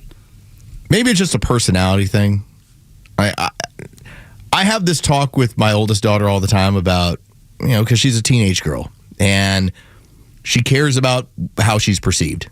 That's high school, man. It's high school. Just what it is. I would even contend that everybody to this day worries about that to some degree. I think the attraction I had, because again, I didn't watch The Apprentice. I had zero interest in Donald Trump. Never an episode. My attraction that I had to Donald Trump was, I don't think he gives a damn about what you think about him. I didn't even vote for him in the 2016 primary. I think he looks at it as, here's what my family thinks of me, and here's what I think of me, and that's good enough. I'm fine with it. And so when you hear from like again, a CEO who's like, I was scared because what people would think of me. You're being encouraged by somebody like Donald Trump to talk about what matters to you, talk about your belief system, and not care one bit about what anybody else says or thinks about it. That's liberating. That's fun. That's freedom. Yes. Being able to say, I don't care. I don't care what you think of me. I'm going to do it my way. And it looks like he did it his way and has been pretty successful doing it. I joked around last night. There was a former, I guess a guy worked in some sports, and he was going at a former colleague of mine, and I decided I'm going to jump in the chat. I was like, I'm going to have fun with this. Ronaldo Los has entered the chat. And at one point, as I'm just bodying this guy with a bunch of, well, this is how the law works. These are the court cases. So now he's like, oh, now you're cosplaying as a law student. I'm like, I'm sorry, I'm just not ignorant of the law. Clearly you are. But the fun part about all of it was, as he's like, history's going to look back and you're going to be a terrible person. And I was like, actually, I'm a terrific person. I'm a fantastic person. No one's a bigger fan of me than me. Right. It's like, so when you feel that way, that's not egotistical. I just believe that whatever the best version of me, that's the one I'm trying to be. And I feel like I'm doing it at an okay level. Can I get better? Yeah, of course. That's always. But if I'm being the best version of me, then why am I concerned about what you think about my politics? I don't got time. I don't got time for that. I don't got time for that. I got kids I got to raise. That is the lesson of Donald Trump over the last decade. Got a job I got to do. Yeah. There's so many things that are so much more important than what you think of me. Right. Like you're not even in last place. No, you're on the other side of last place. It's not a concern. That's right. You don't even hit it. He said, I originally believed the portrayal until I saw the truth.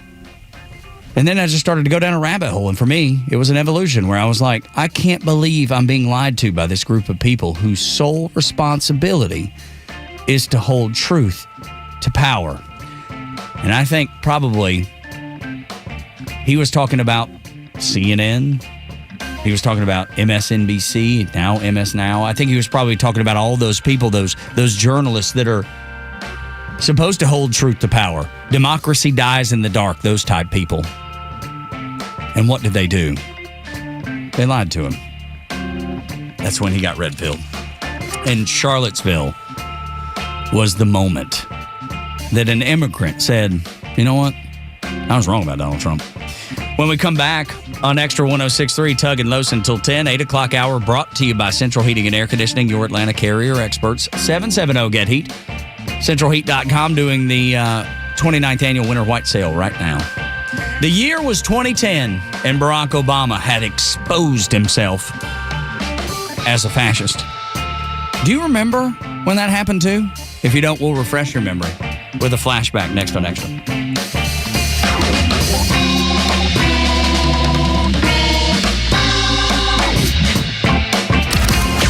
Stream Atlanta's only conservative voice anywhere you go with the Extra 106.3 app. Now equipped with Apple CarPlay. That means you'll always have Extra's crystal clear HD stream right on your dashboard no matter where you are. Download the all-new Extra 106.3 app now and start streaming.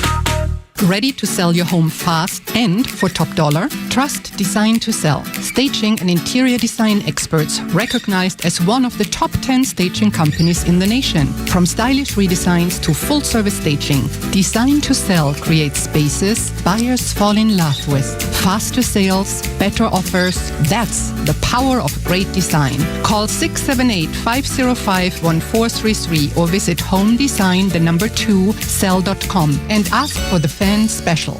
Has it crossed your mind? Have you been considering an electric vehicle? Well, make sure it's practical and make it a Toyota. The new 2026 Toyota BZ, estimated 314-mile all-electric driving range and strong immediate acceleration. 0 to 60 in 4.9 seconds. Now we're talking about a quiet, smooth ride that also gives you punch. And it makes your daily drive easier on top of that because with an option to charge at home, you can eliminate gas station stops and keep your routine simple. And here's why to buy at Marietta Toyota. We, of course, have been serving Marietta since 1975, and this team knows Toyota better than anybody else. They know what real inventory is and ongoing support right here on the Kyle Parkway South location. Right now, 0% APR for 72 months plus $3,500 bonus cash on the new 2026 BZ.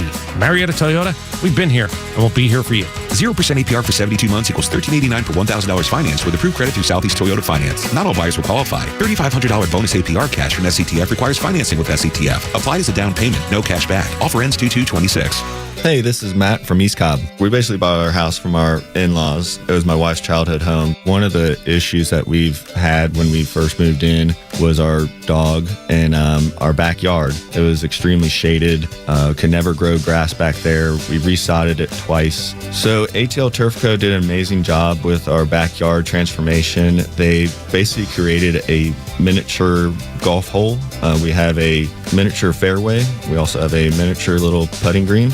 Consists of about 4 holes, total about 40 yards, so you can definitely work on your short game and your putting.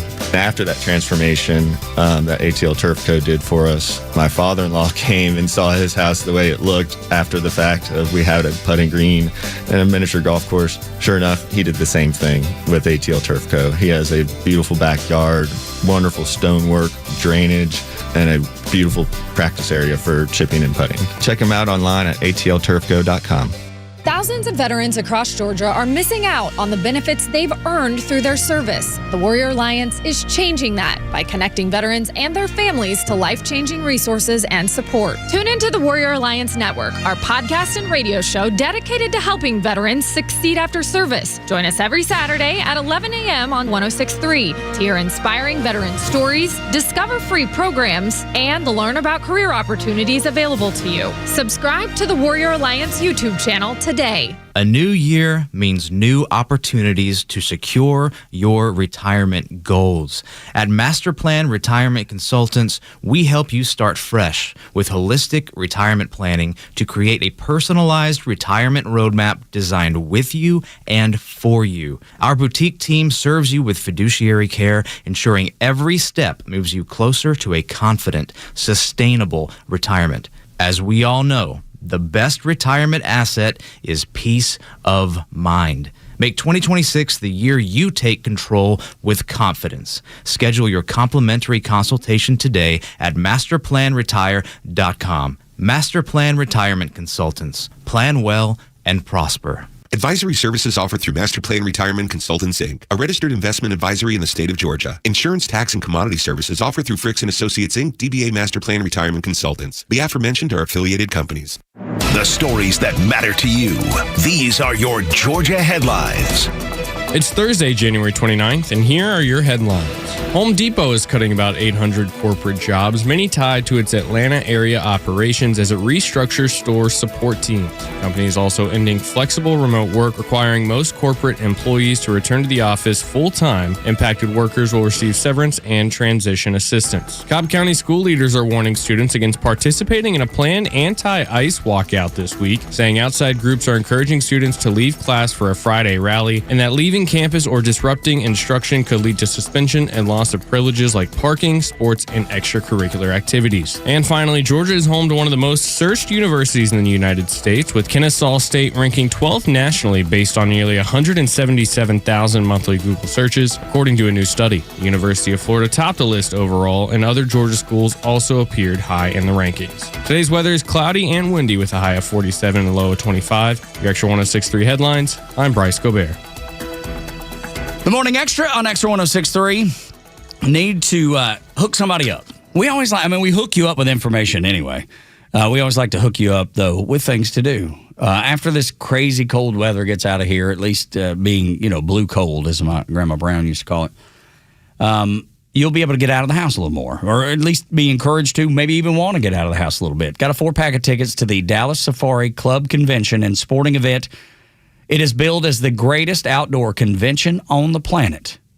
That's some pretty good billing. I don't know if they came up with it. I don't know who gave them that title, but that's a good title to have.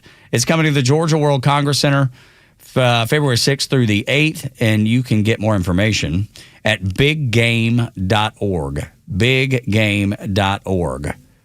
You can buy tickets there, too, but we've got a 4-pack. Going to send you and 3 of your friends, maybe 3 of your family, to go to the Dallas Safari Club Convention and Sport Expo here with Extra 106.3. Caller number 3, 404-741-1230 is the number. Be a great event, especially if you love the outdoors. It's it's the best of the best. I don't even know how I could say that's the greatest outdoor convention on the planet.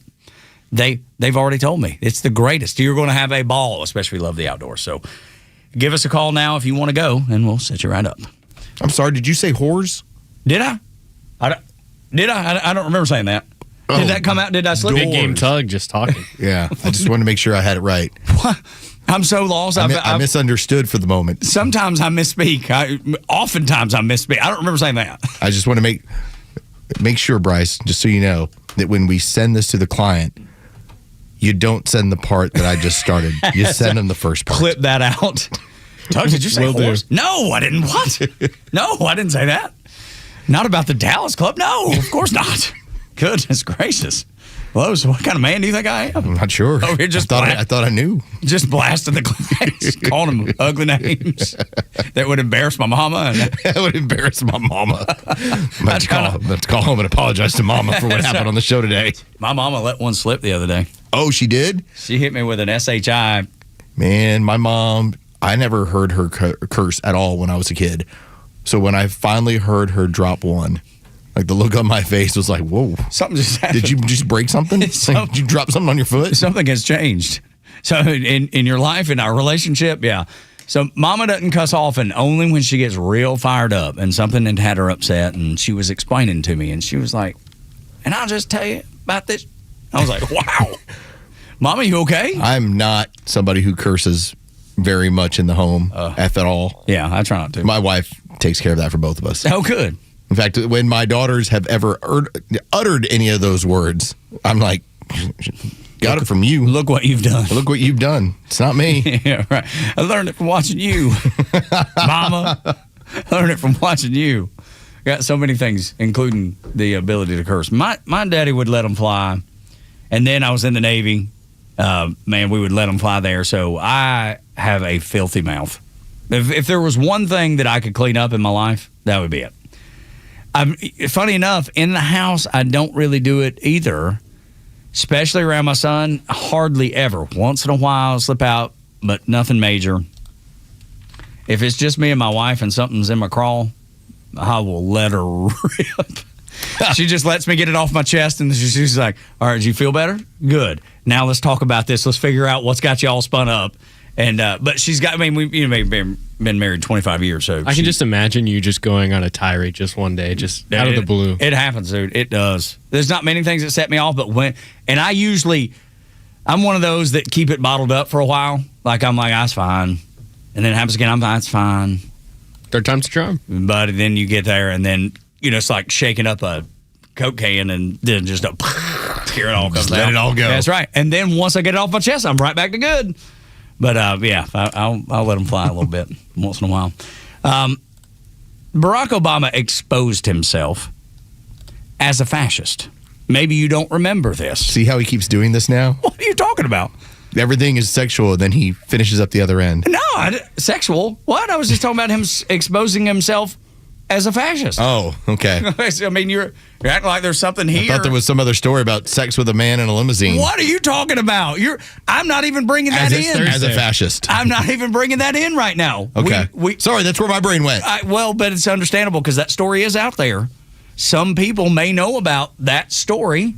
It's an alleged story. Alleged story. It's a story that's out there. There's a lot of detail for it to be alleged. There's a lot of detail. Details. Drug use and sex with men. And maybe even letters about it down at Emory University. I don't know. Hey, whatever. However you get your kicks, as long as you're not a communist. That's right. He is.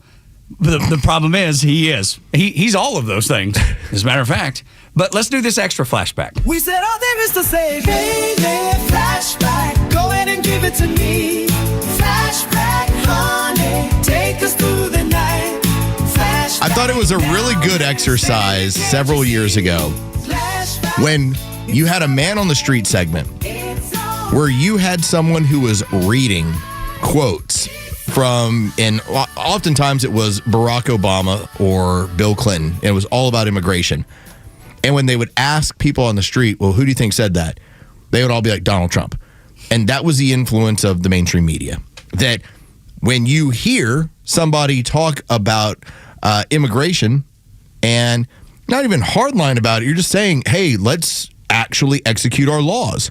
That, yes, you are welcome to come here, but there is a line and there is a way you have to go about it to be in good legal standing in this country. And if you happen to mess up while you're here, you won't get to stay here. If you enter illegally, you won't get to stay here either. So that's just kind of the background for that. Now, what I want to do is take you back to 2010.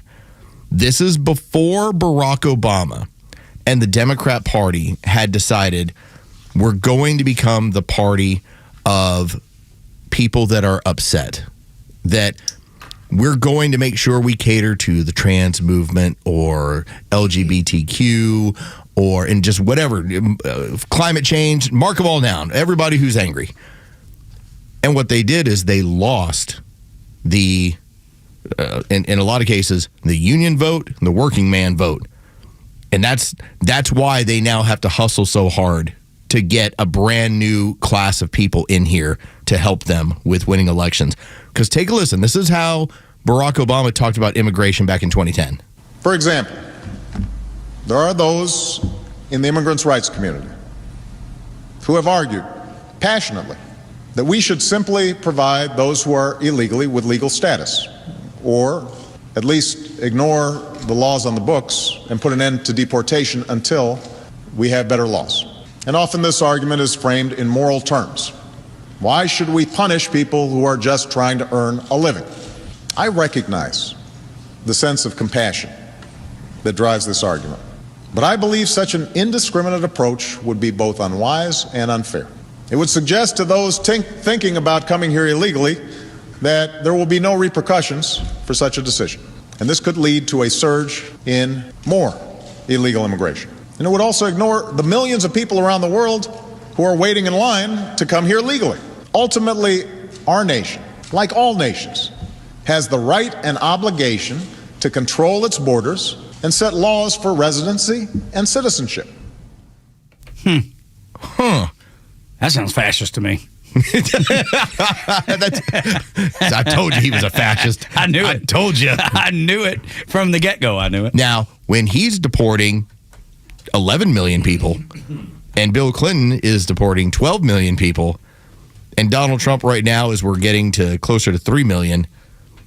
All right, tell me about how suddenly enforcing the laws of your land is now a problem. And it's only a problem because the Democrats lost the working class vote. That's the only reason why it's a problem. They changed the people that they're courting.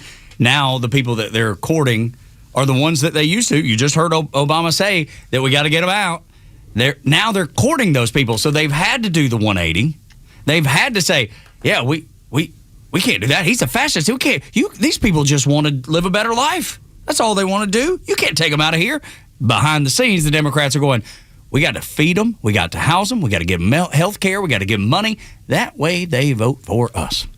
And to expound on this, remember, during this time period, Barack Obama speaking, knowing that labor unions have more than 90% of their vote that's going towards Democrats.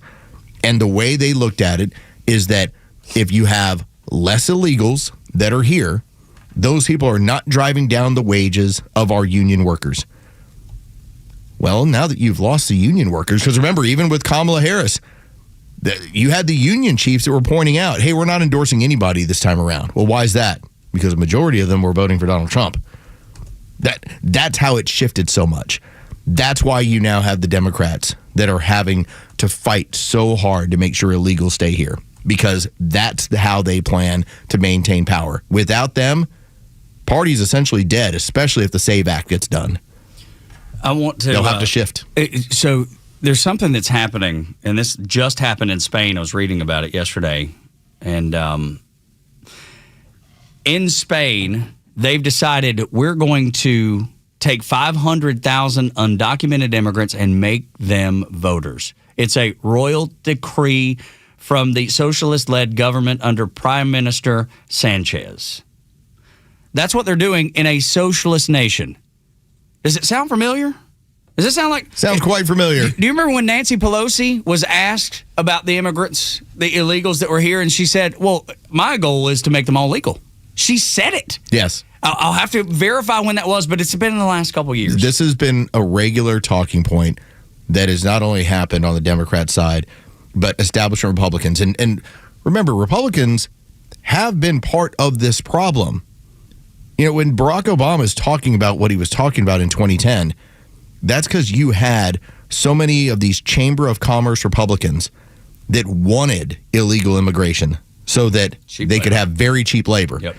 And that's what the Democrats, that's what Clinton, that's what Obama were pushing hard against. But everything has shifted now. You know, the game has changed here. It was 2024. Our crack researcher, Bryce, found that's when Nancy Pelosi said we actually want to make all those illegals legal. Oh, even she wants them to have the American dream. Right. Well, you had the dreamers during Barack Obama's time, but remember, we did have Donald Trump floating the idea of amnesty for farm workers. That lasted 24 hours and immediately went to, nope, everybody's got to go because the backlash was so fast and aggressive. All right. We know what Barack Obama said 15 years ago. I just told you what the Spanish, the socialist country of Spain, is doing with mass amnesty. We've now established that it was 2024 when Nancy Pelosi said we're going to make these people legal, or that's our goal. That's what we want to do, live the American dream.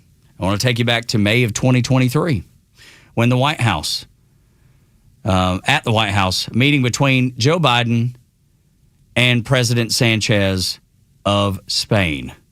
They wanted to collaborate on migration pathways for individuals to become legal residents. Spain committed to it. Guess who else committed to it? Joe Biden.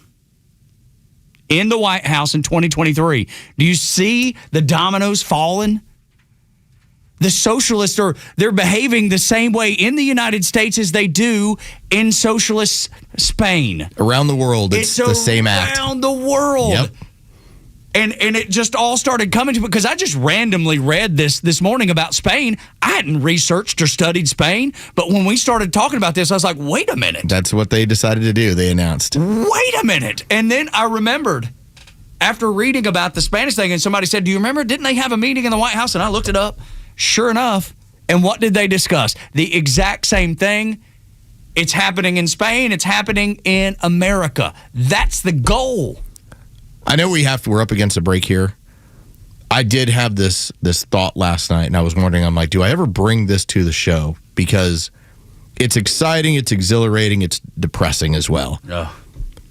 You ever think to yourself, this 4 years that we have right now might be in a similar way that golden age, like what we had from 2027 to 2021, minus COVID, that you have this authoritarianism that is on the march across the world. To think that a country like Britain is locking up citizens for stuff that they have said online, that a woman could be sexually assaulted in a bar. She refers to the person that attacked her as a pack of sticks. You can figure that one out. Mm-hmm. And the police came to find her. Yeah. Dude. I'm like, this... They want to do it here. They want to do it It's here. coming. Yeah. Oh, yeah. It's like, this might be, depending on how you vote, how long do you want to extend this republic? Because if you give it to them, give it to the other side, you've seen what they want to do. You see all around the world. The midterms might be the breaking point for this country. And that sounds like hyperbole. Sounds like I'm being some sort of way. But that's... those people that are operating in the way that they are in Minneapolis, in the same way that I said, hey, those people that showed up on January 6th, those people were patriots. They knew something was wrong. They knew something happened, and they were right. Something did happen. That was the most stolen election that we've ever had. Well, those people in Minneapolis, they have just the same fervor. They are crazy, but they are dead set on beating you in a civil war. Yes, they are. So much going on, and all of it on your watch. You're the one that's going to have to say, I'm not going to let it happen in my country. I'm going to fight for my country. I'm going to fight for my future, the future of my kids, the future of my grandkids. I'm going to get out and vote. I'm going to take and encourage everybody to vote. This may be the last shot you got to save the republic as you know it. And I know it sounds hyperbolic, but in light of the conversation that we just had, is it? I'll let you decide. 8 o'clock hours brought to you by Central Heating and Air Conditioning, your Atlanta carrier experts. 770-GET-HEAT. CentralHeat.com is the website. 29th annual Winter White Sale. An alien and a basketball coach bang on America, and there is a Chinese man that has an idea. Somebody say alien? Yes. I knew it would excite you. This Chinese guy has got the houses that you should target if things go south. And we devolve into some kind of war next on Extra. Extra 106.3 Sports, powered by 680 The Fan. Good morning. Here are your sports headlines for Thursday, January 29th. The Atlanta Hawks are back to win in a game of 500 after getting a big win on the road last night in Boston over the Celtics. 117-106 the final. 6 Hawks were in double figures on the scoreboard. The Hawks, they played the second game of a back-to-back tonight as the team will be at State Farm Arena hosting the Houston Rockets, looking for their 5th straight win. Tip-off is set for 8 o'clock. From the NFL, the Falcons are narrowing their search for the next team general manager. Bears assistant GM Ian Cunningham and Texans assistant GM James Lipford are reportedly receiving in-person second interviews this week. With your sports headlines, I'm Carlos Medina. Ain't nothing beats the cozy comfort of a warm fireplace on a cool Georgia night. Tug here for Chimney Solutions. But before you light that fire, make sure the chimney's clean, safe, and ready with my friends at Chimney Solutions. Atlanta's trusted chimney experts for over 25 years. Did you know that a dirty and damaged chimney could lead to dangerous carbon monoxide leaks or even chimney fires? Don't take that chance. Chimney Solutions certified technicians use state-of-the-art equipment to ensure your home and family are protected. They also specialize in gas log conversion, fireplace remodeling, and energy-efficient chimney caps that keep pests and rain out and heat in. From cozy cottages to luxurious homes, thousands of Atlantans trust Chimney Solutions to keep the heart of their home burning bright. Visit chimneysolutions.com to read actual customer testimonials. chimneysolutions.com. Chimney Solutions, keeping Georgia homes safe, warm, and beautiful for over 25 years. Hi, it's Los, here with Tom Mitchell, the honest car guy. Tom, you are changing the way people are buying their next pre-owned car or truck. How are you doing it? You know, Los, we found a better way for customers to buy a car. An honest way, a very transparent way. You pay what we pay plus our honest fee. How do you prove that? We even prove it to you by giving you a copy of the bill of sale at the end of the deal. How much can people save when they buy their next vehicle with the honest car guy? I've saved people upwards of $20,000 and $30,000. I mean, it really depends on the year, the make, the model of the car, and the price of the car. You know, on a $15,000 car, I can't save you $20,000. We can probably save you $2,000 or $3,000. But it's through the course of the whole sale. The big one here that people don't realize, the financing. You go into the dealership, they tell you your rate's 9%. Well, really, it's probably 7% because they're allowed to make 2 points on there. The honest car guy, you'll save an average of $5,000 to $10,000 depending on the price of the car. Folks, if you want to save thousands on your next pre-owned car or truck, try the honest car guy. Call 844-SHOW-ME-1. That's 844-SHOW-ME, the number 1, or honestcarguy.com. When I first started using a CPAP, getting supplies and equipment was a horrible hassle. It pretty much stayed that way until I discovered CPAPs, etc.com. Same-day shipping on anything you might need, including travel CPAPs, hoses, masks, you name it. Same-day shipping. CPAPsETC.com or visit their store in Alpharetta. So easy, and you could be preserving your health and saving your life.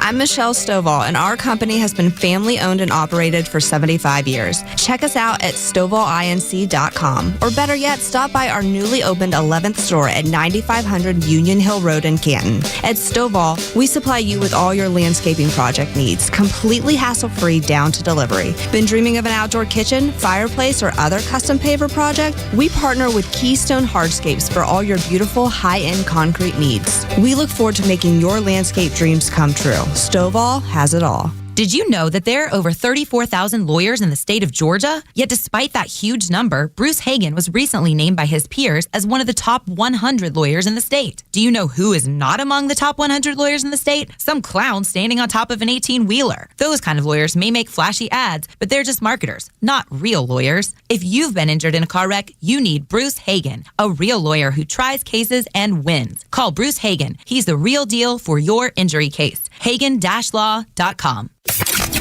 Atlanta legends are only on Xtra 106.3 with the one and only Kimmer on your ride home every afternoon. I never took any naughty pictures of either one of them. Neither did I. You remember all their names, too. What a gentleman you are. I stole something from every one of them. Yeah, I took a trick. Their pride, their good name, their sense of decency. It's the Kimmer Show on Xtra 106.3 FM and the Xtra app. Tug and Los until 10. This popped up on my notifications on my phone.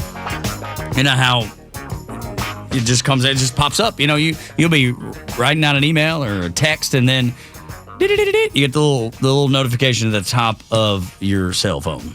This one stopped me in my tracks for two reasons, because I knew Los would like both of them. It's about the alien, and it's about the NBA and his favorite team. Turns out the alien is actually on his favorite team. It's not aliens like in the sky.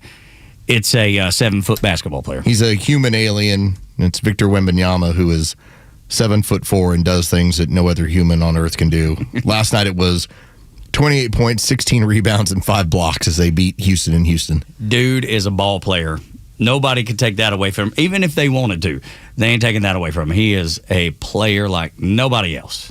I mean, he's lighting up everything. But he said something, Los, that made me go, what?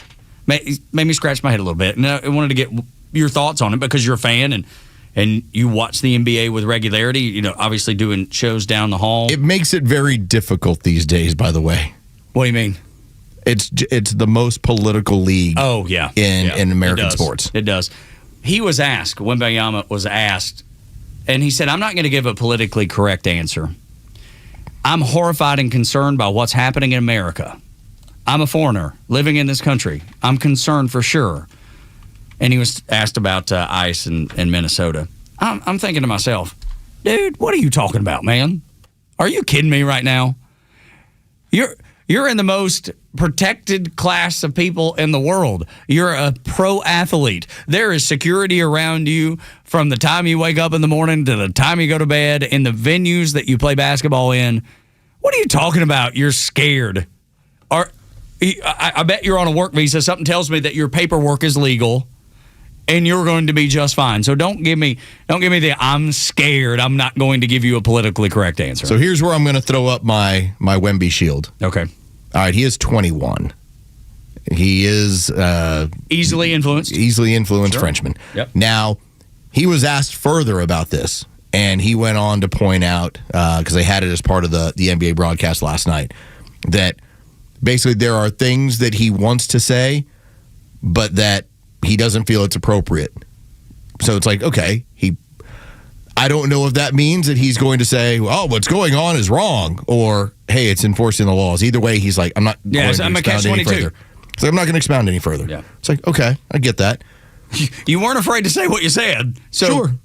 But, again, is that not the sound of a 21-year-old who's in a league where, I mean, the only thing you can't say in the NBA, the only thing you can't criticize is China.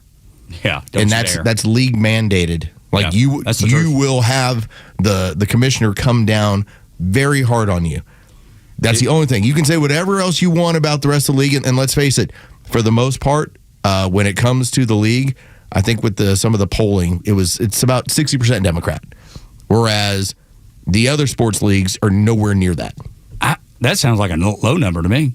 I'm surprised by that. It's a mentality within the league, and so, like for instance, you used to have Greg Popovich, who has since had a stroke, and now he struggles to walk and talk and communicate, and so he's no longer the Spurs coach, and he doesn't really do a whole lot of things in public.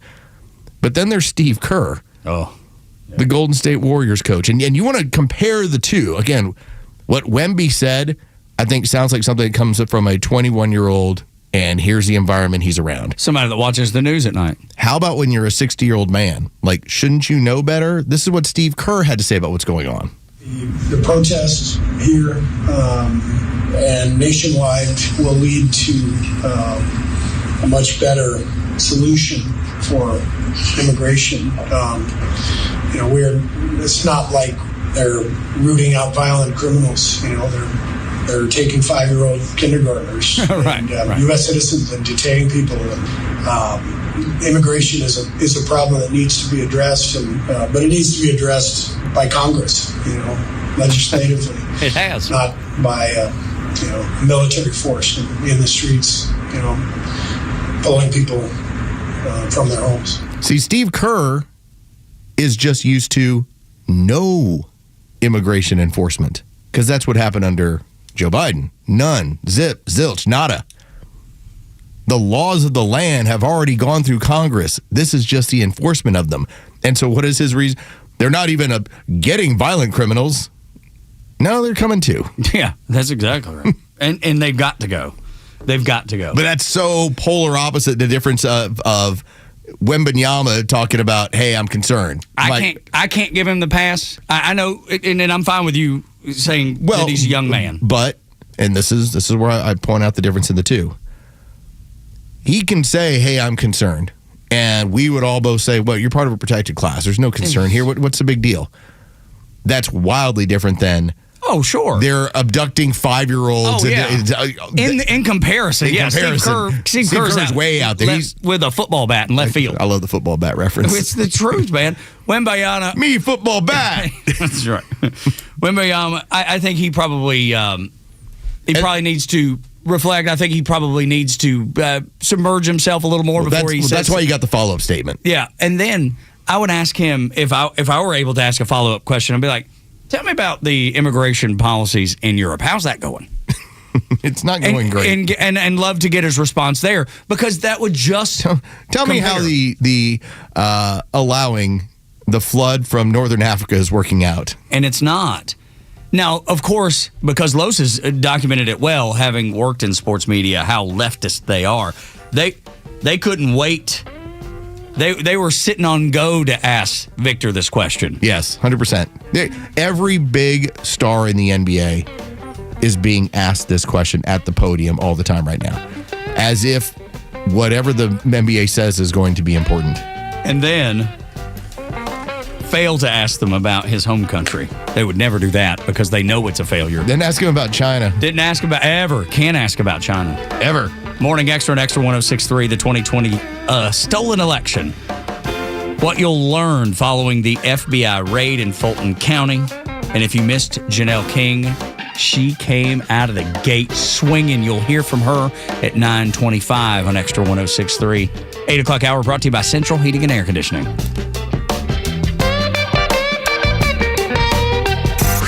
It's time for the Bortz Report, exclusively on Atlanta's only conservative news and talk station, Extra 106.3. One of the problems with the state of Virginia, it's nestled right up there against Washington, D.C. That makes it a pretty much solid blue state with all those federal government workers. Oh, how we treasure and value them. Anyway, Democrats in the Virginia legislature, whatever they call it, now that they have their new hard left governor, Governor Abigail, they're introducing a bunch of Democrat-type bills. One of them eliminates mandatory minimum sentences for certain violent crimes. Now, minimum mandatory means you do the crime, you're going to serve some time. I think that most people that vote Republican would kind of agree with that idea, but Democrats apparently don't. So please be sitting down. Don't be driving. Pull off somewhere, both hands on the wheel, stopped, because I want to tell you some of the crimes in Virginia that could get by with no jail time. There would be no mandatory minimum sentences. Now, we all know that Democrats favor the criminals more often than not. But listen to this. Under House Bill 863, Virginia, minimum sentencing would be removed for manslaughter, rape, possession and distribution of child pornography, assaulting a law enforcement officer, and other repeat violent felonies. This, according to the sponsor, would make sentencing more fair. I don't want to scare you further, but remember, Democrats are the people who are behind the idea that if one certain ethnic or racial group is getting jail time more often than another, maybe because they commit the crimes more often than the other group, well, that's just not fair. Democrats, gotta love them. Neil Bortz, Extra 106.3. Hey, it's Clay Travis and Buck Sexton. We're live from the EIB studios every weekday from noon to 3, right before the Kimmer on Extra 106.3 and the Extra app. Donald Trump's America. A provision of the major tax bill passed by Congress last year creates Trump accounts, giving all American babies born between 2025 and 2028 a $1,000 investment linked to market index funds like a retirement account. Now we're doing something much better than giving the next generation a handout. We're giving them ownership of America's future. At a summit on Wednesday, President Trump urged parents to open accounts for their families as more companies announced matching funds and contribution programs. And with every modest contribution, Trump accounts should reach at least $50,000 in value by the time the child turns 18 and could be very substantially more than that. Parents can contribute up to $2,500 annually, with charities, employers, and local governments also able to put in more. The child can access the money when they turn 18 years old. At the White House, Jared Halpern, Fox News. Support the advertisers and partners that share your values. Give our Extra advertisers the first shot to earn your business. They will deliver for you every time and support the Extra community like no one else. Connect with all of our partners online at extra1063.com. Streaming across Georgia on the Extra 106.3 app. This is WFOM and W292EV Marietta, a Dickey Broadcasting Station. Extra 106.3. We've come a long way. I'm Dave Anthony, Fox News. I didn't come to Minnesota for photo ops or headlines. You haven't seen me. I came here to seek solutions. Trump border czar Tom Homan, now in charge of ICE operations in Minnesota, saying he had good talks with Democrats who want ICE out. One thing we all agreed on was U.S. Immigration Customs Enforcement was a legitimate law enforcement agency. And Holman says their operations will continue, targeting those here illegally who are criminals and threats. And Wally supports the right to protest against ICE. Threatening law enforcement officers, engaging in impeding and obstruction and assault is never okay. Governor Tim Walz is among those calling for ICE to leave, but he's not running for governor anymore. Another Democrat, Senator Amy Klobuchar, is, and Fox's Ryan Schmelz reports. In a video announcing her plans, Klobuchar touches on the assassination of former State House Speaker Melissa Horton and the deaths of Renee Good and Alex Preddy, saying the state has been through a lot. She also criticizes the Trump administration. 3,000 ICE agents on our streets and in our towns, sent by an administration that relishes division. Now, the ICE controversy in Minnesota could lead to another partial government shutdown ahead of tomorrow's deadline. Senate Democratic leader Chuck Schumer says they won't pass a funding bill that includes money for Homeland Security unless agents take off the masks and turn on the body cams. There needs to be a uniform code of conduct and accountability. We'll hear from President Trump at a cabinet meeting in a few hours. This morning, he posted again on Truth Social about the 2020 election the president claims was crooked. The day after the FBI carried out a raid in Georgia, taking ballots and voting records in Fulton County. President Trump has always said that election was rigged against him in Georgia. And Georgia Senate Democrat John Ossoff says in a statement, "I suspect today's raid is a continuation of this sore loser's crusade, despite repeated audits and independent reviews confirming that Donald Trump was indeed defeated." State Senate Democrat Josh McLaurin was there and calls the search extremely alarming. That's Chris Foster. America's listening to Fox News. Let me share Brian's story. He's in Alabama, and he wrote in, he said, "Glenn, after taking Relief Factor for just 3 weeks, at least 90% of my pain is gone. My pain had started to limit me at work and at home, and I am amazed at the relief that I have gotten." Those are Brian's own words, and they speak volumes about what Relief Factor can do. And I've seen that kind of transformation in myself, and hearing Brian's experience reinforces why I take endorsing Relief Factor so seriously. Before I started taking Relief Factor myself, I was losing hope that I could ever have a normal life again. My hands were in so much pain. It's created by doctors, a 100% drug-free product using 4 key ingredients. It supports the body's natural inflammatory response. Hundreds of thousands of people have ordered Relief Factor, and like Brian and me, over 2/3 of these people go on to order more month after month. So don't wait. If you're dealing with pain, launch your 3-week quick start and see what Relief Factor can do for you. Call 800-4RELIEF or go to relieffactor.com. Don't wait anymore. Feel what it's like to be out of pain. 1-800-4RELIEF. Finally, there is conservative talk in Atlanta, Georgia. Lord, we made it to 9 o'clock already. Thursdays go by so fast. You know, we're all peering into the weekend. It's almost here. It's like karate, which translates to empty hand. Oh. You don't have the weekend just yet. No. It's like your karate day. It's close. So close. It's not there. But it will be soon. It will be soon. So close. That's right. Who doesn't love the weekend? Who doesn't love Friday? And I'm so glad to talk about it. Martial arts enthusiasts. There's only a handful of people that know karate, man. Yeah. Yeah. Chinese and the Kang. One of them's me. That is still like a great cameo of seeing in Walk Hard. Yeah. You're like, hold on, is that Jack White? Yeah. Like Jack White is playing Elvis for about 2 minutes in the movie and steals the movie for that time period. Hey, man. You've shown me the clip. So funny. I've never seen the movie. The first time I was like, that guy looks familiar, but he's not an actor. I don't know who it's Jack White. Oh. The White Stripes. Got it. Yeah, one of the most talented guitar players. God, he's so good. I think he's a Looney Tune, but he's really good guitar player. He's a good guitar player. Yeah. That was, and again, I always say, I can separate these things. I know, and I try. Some places I can, some places I can't. It's just. I thought it was pretty awesome, finally, when we got to Thanksgiving Day, and he was playing, because remember, for the longest time, Detroit would not put together like big acts to do their Thanksgiving Day game show. Yep. So when he comes out there and he's playing, I'm like, that's pretty cool. So, and then he's like, oh, by the way, here's Eminem. Yeah, come on. Like, wow. Yeah. Y'all did it all. That was cool. But, well, and, you know, obvious Eminem, Detroit makes so much sense, and whoever put it together, maybe it was him, whomever said, hey, let's do this. If I was Jack White and I'm trying to figure out hey, I'm going to play this, like, I'm going to get somebody local that's big, and that's what I would. You can't do bigger. No, not in Detroit, man. It's good. They finally took a playbook out of the Cowboys. You know, they're like, hey, Dallas does this all the time, man. They've had lately Big Dolly stars. Parton. Yeah. They've had Lainey Wilson, who's the biggest in country music.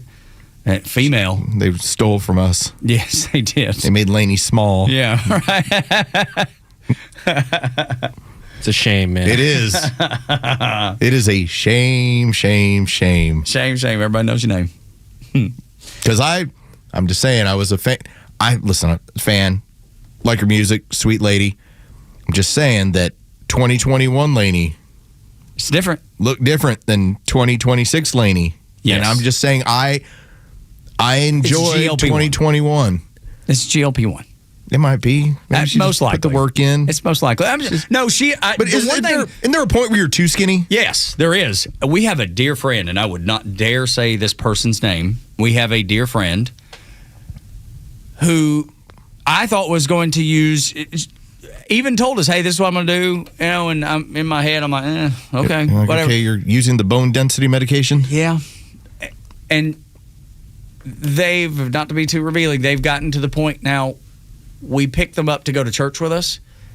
And afterwards, I was like, I'm worried about that person. Yeah. I mean, it's too thin. Yeah. It's too thin. There is a point. Yeah, there is. Where there's a lack of, it just doesn't look healthy. The one thing I will tell you about Lainey, because I know this, is that she is also really putting a lot of effort into the gym. Buddy of mine works directly with Lainey every day. Stalker. Yeah, that's right. I just try to creep around and look. Is she in there? Yeah, I'm going to look her down. Davis called me and said she was in there today. I want to look her up and down. And but she is putting in the effort. She's putting. No, in she the looks work. great. She does, but I just don't want. You don't want it to go further. No, exactly. Just let's. I was like, let's pause here. Everything looks good. You're doing great. You know, I'm also accepting of you when you were 20 pounds larger. I'm like, you look great too. I mean, there was TikTok channels and TikTok things just about her rumpus backside. Yes, and she, people had told her about it, and she thought it was funny. She thought it was funny. Yeah, she's like, a good cool. sport. Yeah, but yeah, some of that has changed greatly from what it was, but doesn't take away from her ability by any means. A lot of people don't know about you and TikTok that there's entire areas for Tug's rumpus. Very popular. I did not know this.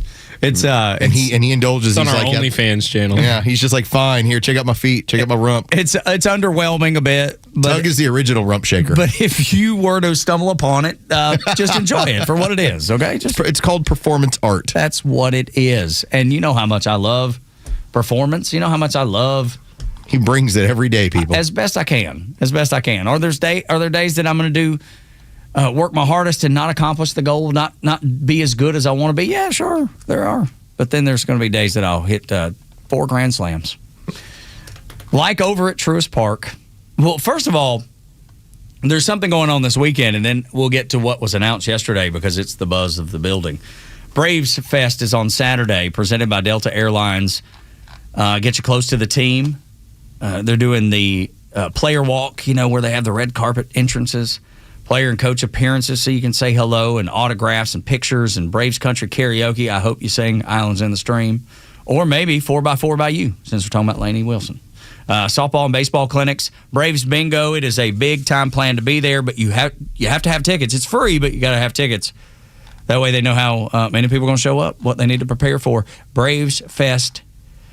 Tickets are at braves.com/BravesFest. Braves.com/BravesFest. Yesterday, they made a huge announcement, too. This is not until this summer, but a giant concert with Cody Johnson and Ella Langley. Ernest, who's a big writer with Morgan Wallen. Then you see him featured on Morgan albums. And then Mackenzie Carpenter, if I'm not mistaken, she's from outside of Athens. I'll double-check that, but she's from here in Georgia. So that's going to be June 13th over at Truist. That's going to be the biggest, at least one of the biggest concerts of the summer. Cody Johnson, incredible guy out of Texas. Yeah, the sales floor, as soon as we got out there during our top of the hour break, that's when we walk around. So as Tug tells me, we don't get blood clots in our legs. That's right. You don't want to do that. We don't want to do that. And immediately they're like, Tug, did you hear the lineup? So all the guys, that just guarantees they're all going to be there. Yeah, they will weasel their way into tickets. They always do. They understand how to work the system. Yes, they do. I mean, I ask, I request, but it's not guaranteed. They work it with magic like you've never seen before, and I don't know if they use their clients as a as an excuse into a meme. Hey, I'm bringing so-and-so with me. So I need to go. So I need 4. I have to accompany. Right. Yeah. They're magic. Game. They're incredible in the things that they do. But it'll be a great show, and if you love country music and you know Cody's very traditional, Ella's got a traditional sound to her. She's an Alabama girl. That's going to be a fun show. She's the biggest thing in country music right now. You saw me. You were in the room when I requested tickets to the Gin Blossom show. Yeah, that's right. In September. Yeah. That's going to be a fun one, too, though. It is 9 months away, 8 months at this point. I'm asking for tickets 8 months ahead of time, and I know what's going to happen. Be like, they're going to be patting their chests and their pockets. We just ran out. If that happens, I'll figure something out. We just ran out. Tug, real quick, the YouTube chat is shouting out your rumpus. Oh, thank you. Oh, thank you, chat. Do I need to stand up or anything? No, that's the paid version. We're not we're free on you. No, you don't give it to them for free. Give it for free? What are you doing, man? For free. Put it behind the paywall. You already do the show every day. That's right. You know, we charge for things like that around here. Goodness gracious. Anyway, so those are some things happening around in and around the Battery here with Extra 106.3, 404-741-1230. Those are the things that are important, but the things that will be discussed around the water cooler today, the things you need to know. They want you awake, informed, and ready to fight for the facts of the day in the land of the free. Now your sleepyhead nation needs your wake-up call. A mighty dose of reality coming in strong. Soon as the sun cracks the horizon so high, man, we got the story, no time for a lie. Here it comes. Put a boot in your ass, courtesy of the Morning Extra here. Let's do it. Red, white, and blue. Dude, it's so good. AI Toby Keith just makes me smile. Keeps you stayed informed. Yeah, it keeps you stayed informed. It's fun. That sounds the way I talk about half the time. I'm right there with you. Dude, there's days where I go back and listen to some of the show, and I'm like, good Lord, you sound like an idiot. There are moments I will listen back and go, you didn't do really a good job of setting that up. You didn't really rethink how you're going to do that next time. Yeah, I do a daily basis. I'm like, why do you sound like such a redneck dumb hillbilly? and why? Why has the corner office? Why did you make me this way, God? Yeah, well, that. And why do they keep putting me in front of this microphone? And how did I convince whoever I convinced to end up here? I'll never know the answer. But yesterday, the FBI raided the Fulton County elections office, and you had some of the Atlanta County city councilmen and councilwomen, and then people on the Fulton County board. They're saying, "Oh, this is Donald Trump. He's doing this to get his MAGA base all fired up, and he's trying to make you scared to go vote." No. Well, it's not that at all. I don't know anybody that's scared to vote. And to be honest with you, I've never met a soul in my life, Los, that's like, man, I'm really scared to go to the polls today. Yeah, I haven't really had that. Ever in my whole life. In fact, and I've never been either. I've driven by before during early voting and went, that line's too long right now. I'll come tomorrow. Yeah, wait a minute. At no point was I feared. Yeah, and I bet you wouldn't be able to find a honest soul that would tell you they've ever been afraid to vote in America. No, this is really about a scenario where the administration has gone through the court system and basically we're like, hey, we need to see this information. And every single time it has been requested formally, whether it's obviously from the administration, whether it's been from the Georgia Voting Board, it's always been stonewalled. Every single time. And so it actually took a warrant and an FBI raid to get what multitudes of people have been asking for, and for largely bipartisan reasons.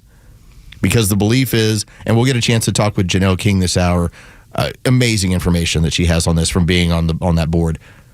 You have both sides that believe there's something wrong with our elections, but until we can define it, it's us just like whistling in the dark. You know, how do you explain to people that there's something wrong with Georgia elections if you can't define what's wrong with Georgia elections? Yeah, because we only have ideas. We only have good guesses. And look, a lot of them have been proven true. Robbie's on the phone at 404-741-1230, wants to talk about the Georgia election fraud and how Kemp said they'd get to the bottom of it. Robbie! What are you thinking? Well, I firmly believe he had all intention to do that. But the next morning, his future son-in-law was killed in a car accident on the way to the Kelly Leffler event in Savannah, Georgia. And they said the car exploded. Well, there's nothing in cars nowadays to explode. They got plastic gas tanks. It don't happen.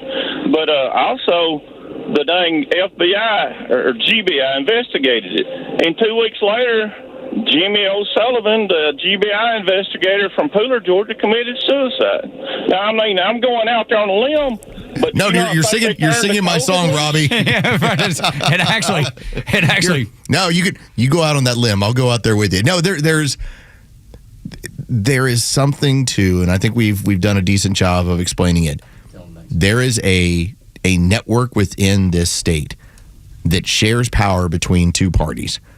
And part of their job is then to have all of us bickering at each other. And now we keep up the illusion that there's two parties. When what it is, it's a uniparty. It's a uniparty establishment. And if you are outside of the uniparty establishment, you have a very difficult time progressing at the highest level of Georgia politics. And I think Janelle King is one of those outsiders.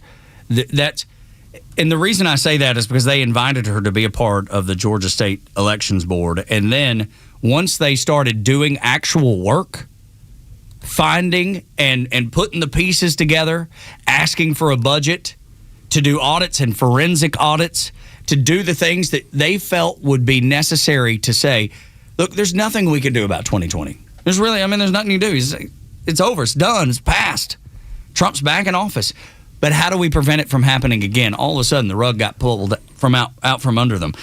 And I'm not comparing Janelle to Donald Trump or Donald Trump to Janelle, but they both are outsiders, and the establishment don't want part of any of it. And the problem, and we'll have Janelle explain this, because we're always told the same excuse.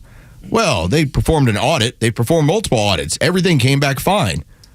Well, Janelle will explain, when they do an audit, they're doing it off a smaller sample.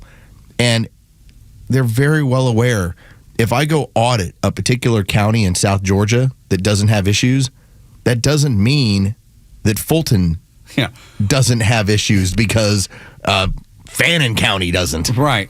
And which one has more impact on the election? Right. That's why they've been asking to see this information from this county in Fulton. This is what they wanted to see, and now they have it all. Yeah. At least stuff I didn't even think existed at this point. Right, but because it why? Does. Because why would it? Right? If you've done something, you're going to hide the evidence. You're going to get rid of the evidence. You're going to bury the body, if you will. But Janelle, I think, it brings up a good point when she says there's lots of lawsuits that are pending around the state, and she'll get into some of that. That have bearing on this, and the fact that evidence can't be destroyed and what it does if it were to be. And that's something that I've never thought about. No. The other pending legislation because of it. I just always assumed that if there ever was a smoking gun for the 2020 election, that thing was dead and buried and it was at the bottom of Lake Lanier. But apparently that's not the case because of, as you said, the multitude of lawsuits and what has been going on, that you just can't get rid of any of this stuff. You legally have to hold on to it. Yeah, I hope. There's not a lot of me that's going, hey man, we're gonna. Yeah, we finally got him. Yeah. I'm like, I'm not there. No, me either. But it is people similar to Janelle and other people that we've talked to about this issue that have continued to tell us, you just have to keep pushing. It's going to be at some point. It's only taken 6 years. At some point, we'll be able to say, all right, we now have all the information. Here's what occurred. Hundreds of thousands of ballots, 98% of them only voting for the president, nothing down ballot. 98% of them for Joe Biden. And by the way, we don't have a county in this state that goes 98-2. But all those ballots did. So we don't have one that goes 80-20. No, that's right. And so when you see this happening, is it encouraging? Yes. Do you expect arrests? No. But if I can get to the point where my dear Aunt Peg, my sweet Aunt Peg, doesn't believe that it was the most secure, the most righteous election of all time, I'll feel like we've gotten a win. We will introduce you to Janelle King, let you talk to her, let you hear from her. You know, she hosts the Janelle King Show weekends here on Extra 106.3, and she's got a lot to say about this. By the way, I just had to go look at my county. 83% of the county went ahead and voted in the 2024 election. Huge turnout. Even there, they were 65% Donald Trump in a blood red county. Yeah. 65%. And you're telling me that you 98%? 98%? They were statistically impossible. A Democrat poll watcher, when testified, she was like, yeah, I said Biden probably 500 times before I got to Donald Trump once with some of these ballots. That's a Democrat. We'll talk to Janelle next on Extra 106.3. This is the Morning Extra. Get the latest breaking news and insight from the biggest conservative voices in the South when you follow Extra 106.3 across all your social media platforms. Find us on Facebook, X, Instagram, and YouTube at Extra 106.3. John Michaels here, and if you want the perfect gift for the sports fan, the tailgater, or the bourbon lover, this is it. 13 Heroes Premium Spirits honors the brave 13 Americans lost in Afghanistan, and every bottle makes a difference. Order direct to consumer at 13heroes.com, and a donation will be made to the Warrior Alliance for every bottle sold. Their Delta 7 and Alpha single barrel are clean, smooth, and award-winning, and guaranteed to exceed expectations. Give back. Give great bourbon. Order now at 13heroes.com. 13 Heroes, American Spirit done right. Hello. Hey, is this Mike Fitzgerald? No, I think you have the wrong number. Wish I could help you. Well, you could if you were Mike Fitzgerald. Who is Mike Fitzgerald? Mike Fitzgerald is the only realtor I'll talk to because he can sell my house fast for a great price and even in this market. Yeah, I'm definitely not Mike Fitzgerald. Oh, I figured that out because Mike Fitzgerald would have sold my house already. Need to sell your home? You need Mike Fitzgerald from the Harry Norman Realtors team, exclusive Georgia members of Forbes Global Properties. Learn more at MikeFitzgeraldRealty.com. That's where you'll find Mike Fitzgerald. This Valentine's Day, give a gift that says forever and a night out that says I thought of everything. Hi, I'm Jaron Solomon, and right now at Solomon Brothers, when you spend $9.99 or more, dinner at Michelin-recommended Tiny Lou's is on us. Tiny Lou's is a chic French-American brasserie serving seasonally inspired French favorites, complemented by a French-focused wine list. It's intimate, retro chic, and the perfect setting for romance. So whether it's diamond studs, trendy layered necklaces, or the bracelet she's been hinting at, you're not just giving a gift. You're creating the whole evening.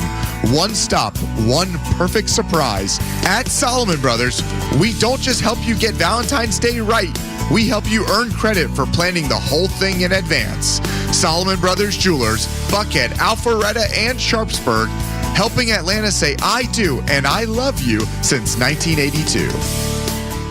Hi, it's Los, here with Tom Mitchell, the honest car guy. Tom, you are changing the way people are buying their next pre-owned car or truck. How are you doing it? You know, Los, we found a better way for customers to buy a car. An honest way, a very transparent way. You pay what we pay plus our honest fee. How do you prove that? We even prove it to you by giving you a copy of the bill of sale at the end of the deal. How much can people save when they buy their next vehicle with the honest car guy? I've saved people upwards of $20,000 and $30,000. I mean, it really depends on the year, the make, the model of the car, and the price of the car. You know, on a $15,000 car, I can't save you $20,000. We can probably save you $2,000 or $3,000. But it's through the course of the whole sale. The big one here that people don't realize, the financing. You go into the dealership, they tell you your rate's 9%, or really it's probably 7% because they're allowed to make 2 points on there. The honest car guy, you'll save an average of $5,000 to $10,000 depending on the price of the car. Folks, if you want to save thousands on your next pre-owned car or truck, try the honest car guy. Call 844-SHOW-ME-1. That's 844-SHOW-ME, the number 1, or honestcarguy.com. We all know the importance of good daily habits, whether it's getting your steps in, stretching those limbs, or eating right. Doing it on the regular is key. That's why if you're dealing with everyday aches and pain, it's time to bring Relief Factor into your routine. Relief Factor is a daily supplement that fights pain naturally. Developed by doctors, Relief Factor uses a special formula of 4 natural ingredients. Relief Factor doesn't just mask pain, it helps reduce or even eliminate it. In fact, the longer you take it, the more effective it is. So call 1-800-4-RELIEF and try their 3-week quick start for only $19.95. That's less than $1 a day.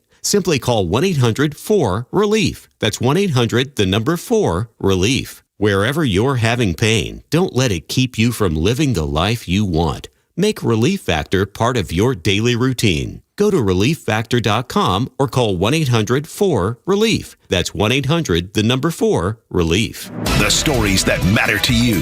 These are your Georgia headlines.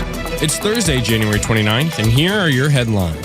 Home Depot is cutting about 800 corporate jobs, many tied to its Atlanta area operations as it restructures store support teams. The company is also ending flexible remote work, requiring most corporate employees to return to the office full-time. Impacted workers will receive severance and transition assistance. Cobb County school leaders are warning students against participating in a planned anti-ICE walkout this week, saying outside groups are encouraging students to leave class for a Friday rally, and that leaving campus or disrupting instruction could lead to suspension and loss of privileges like parking, sports, and extracurricular activities. And finally, Georgia is home to one of the most searched universities in the United States, with Kennesaw State ranking 12th nationally based on nearly 177,000 monthly Google searches, according to a new study. The University of Florida topped the list overall, and other Georgia schools also appeared high in the rankings. Today's weather is cloudy and windy with a high of 47 and a low of 25. Your Extra 106.3 headlines. I'm Bryce Gobert. Welcome to the Morning Xtra on Extra 106.3. Our guest this morning is Janelle King. I have been waiting to talk to Janelle. She is one of our favorite guests. You can hear her show, The Janelle King Show, weekends here on Extra 106.3. Janelle, good morning. Good morning. Good morning. Man, I woke up feeling excited this morning. Okay, out of curiosity, when you, I'm sure as most of us, as we saw the news that the FBI had raided the facility and went in looking for whatever they were, what was your initial reaction, being that you've been so close to this story? Yeah, so it's interesting because Kelvin was speaking in Richmond County at the time, and I got a phone call from a reporter with CBS News, and I looked at Kelvin and I said, oh boy, something must be happening. And then after he finished speaking, that's when people brought me the article. It was just like the FBI is raiding Fulton County. And I have to tell you, I knew something was happening, and there was just kind of rumbling that was going around that they were in the state. And this was a few weeks ago. And so I knew that something was up. And I honestly thought that's what they were going to do. I told Kelvin, I said, it feels like they are making sure they have enough probable cause in order to go in and take those documents. And the reason why is because Fulton County has been obstructing, and not just Fulton County, because they can't do it alone. It also includes our Secretary of State. I would venture to say even our Attorney General's office. And our governor hasn't been very helpful either. And I know some people are hesitant to loop everyone in there, but you can't obstruct for 5 years without the support of certain types of leadership. And so Fulton County has basically said, no, you can't see the documents for all these years. We subpoenaed them as a state election board, and they told us that in order for us to get them, we had to pay them almost $500,000 in order to get these documents. And so it's just been one runaround after another. And I felt like the DOJ just had enough. And they said, you know what, I believe we have probable cause to go in and take these documents. And that's what you saw happen. Our guest is Janelle King. She's on the Georgia State Election Board, or Georgia State Board of Elections, and has been so close to this. She's obviously a host on this station and is very close to what's happening and has a really good understanding of what's going on. What do you think they're going to find? Because Los and I were talking about it a little earlier, and we're like, man, it's been 6 years. What's the likelihood of the smoke and gun? Because if you're the guilty party, you're going to be getting rid of all that as quickly as you possibly can. What do you expect, or what do you hope they find? Yes, so the warrant, from my understanding, requested pretty much everything from 2020. So that's all the ballots, all the tabulator tapes, sign-in sheets, everything, right? It asked for all the ballot images, voter rolls from that time period. These are all documents that during a normal election, some of them may not still be available. However, in 2020, there were a lot of lawsuits that were filed within the 2-year time frame, which was from 2020 to 2022, and that put a stay on these documents. So these documents should be there. If they are not there or they've been destroyed, that's a whole other issue. But the fact is, what we're hoping to find is that what the Secretary of State's office in Fulton County continues to say, which is that the election was perfect. We're hoping to find that the election was perfect. That's what we're hoping to find.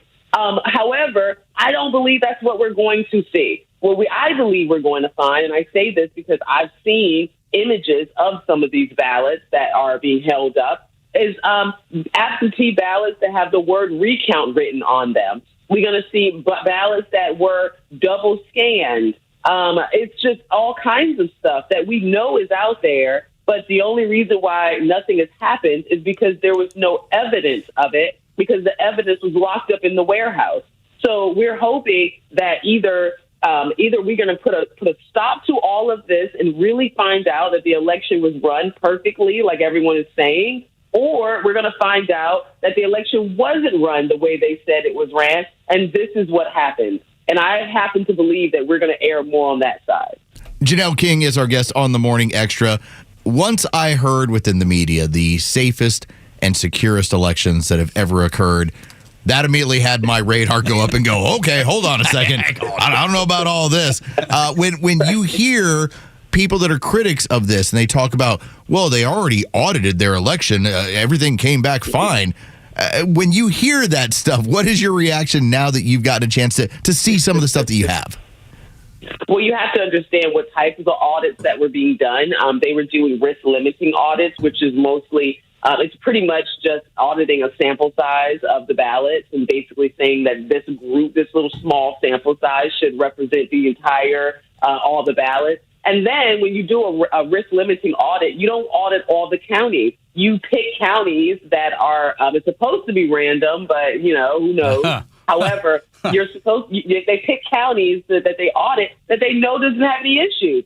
So why didn't you audit Fulton County? Everybody was questioning Fulton County, but you pick Cobb and you pick these other counties that that don't have issues. So that was one of the major things. So when they say they've done audits, we didn't have to ask, well, what type of audit did you do outside of the risk limiting? Did you audit the paper, or did you just rescan everything and go with this digital count? And we know from the Michelle Long Spears case in DeKalb County that the digital is not always correct. Now, I mean, the majority of the time it should be, but there are issues and there are times when when it's not. So we need to do a hand count of the text that is written on those early votes, as well as those in-person votes, all those in-person votes. And then we also need to look at the text that's on those absentee ballots and do an audit of all the ballots. And I believe that's what's going to happen. Gosh, I hope you're right. And, because we were talking about some of the crazy things that were happening where, 98% of votes coming in were just for Joe Biden. And that was the only thing that was selected. The only, election. Nothing else down ballot. None of the down ballot stuff collected. And then even Democrats were saying, well, none of them were folded. None of them were creased. That seems odd for a mail-in ballot. Why? So you have all those anomalies, right? That throws up the red flags. But why? Here's the thing I think our audience wants to know. Why are the Republicans being so reluctant to help? I know, right? It's not what you say and what you're not saying, right? It's the fact that we don't have massive tweets coming out of our Attorney General's office or our governor's office. I mean, the FBI came into your state and raided a major county, and everybody is mute. I mean, you have to ask yourself what's going on. And the reason why you're seeing that is because what we're dealing with is a uniparty. We're dealing with leaders who are all kind of in this together. I'm not saying that anyone did anything criminal, because that was a criminal search warrant. However, there obviously are people who are all up in the mix, but not necessarily in a good way. And it's not just it's not just Democrats. We're talking about Republicans too. And that's what we kept trying to stress, being on the state election board, that this is not a partisan issue. Our elections is our one fundamental right that we have to ensure that this country sustains itself. It's our ability to have a voice. And one of the things that I read recently that I thought that really put it in perspective is that the people, we are the final auditor. It's not the machine count. It's not the county official. It's the people. If we say pull that election out, pull those documents out and let us see, and like my husband says, show your work, we have the right to do that. And telling us that we don't is part of the problem. And I'm listening to these narratives. I've tracked 8 narratives that the Democrats have already thrown out there, not knowing what is in those documents. Some of these narratives were thrown out there unknowing of what was in the warrants. So they didn't even know what they were looking for, and they already was making up stories. So when we talk about what's happening right now, this is not partisan. We have Republican leaders and Democrat leaders that were all complicit in continuing to spew this lie that the election was perfect and that there was nothing to see here. And that's just not true. And we're going to do our duty. And I am so grateful for the patriots. And I've used that word not from a Republican side, but these are real life, in-person patriots who stood the ground, held the line for 5 years. They were called crazy. They were told that they didn't know what they were talking about. We're talking about the Joe Rossies, the Kevin Monclives, the Garland Favoritos. These are people that were putting their reputations on the line for 5 years. They held the line. And this is where we are. And that is what motivates me. I will not stop. We are going to keep going in this. We're going to find out what happened because we owe it to those people that put their money, time, and energy into all of this for 5 years. So, yeah, our leadership is a mute, but we don't need them. We're getting rid of them. It's time for them all to go anyway, and it's time to put people in there that's going to do the job and do it right. Janelle King is our guest on the Morning Extra. For lack of a better term, Janelle, Tug and I have been calling this a classic good old boy network that if you want to make this make sense to people from outside the state, you explain to it, it's not partisan. It is the establishment of the Democrats and the Republicans that are seemingly passing power back and forth to one another and seem to be kind of in an underhanded way handling the elections as they see fit. Yeah. I think it's a mixture of a lot of things. I think it's a mixture of people who just want to keep their seat because they've attached their livelihood to their seat. I think it's a bunch of people who are simply, those who just want to turn a blind eye and they don't want to be in the mix. And then I think there's a group of people that are mixed up in what I call the fog of elections. And I'm actually going to be talking about that on my podcast this weekend, about the fog of elections, about how you use complexities to create barriers. The fact of the matter is that you have people who are defending a machine that they can't even explain. They don't even know how it works. We have election officials that are like, oh, the machine is fine, but you have to call a technician from a whole other third-party operation to come in and fix them when something happens. And then we're saying that hand-marked paper ballots is somehow going to cause problems and it's complex. If that's not propaganda, I don't know what is. To make you feel like the simple alternative is the complex alternative. That's not true. And then they want to bring in ranked choice voting to make it even more complicated. So you have those who are complicit. You have those who are just scared to get involved in anything. And then you have those who are just outright confused because they don't understand our own election process. How do we, the people, be the final auditor of our elections when we don't even understand how our elections are administered? So we have to go back to the basics on this. But yeah, it's just really, really beyond me. And I have to touch on this one narrative that Senator Josh McLaurin, who happens to be my state senator, what he said. The moment this all happened, 10 minutes after it all broke, he's down there doing a press conference saying things like, oh, I'm not sure if they even told the judge the truth. He's asserting that the FBI is possibly lying to judges to get a warrant. This is the type of narrative in the crash out or the panic that you're seeing coming from Democrats. And you have to ask yourself, why?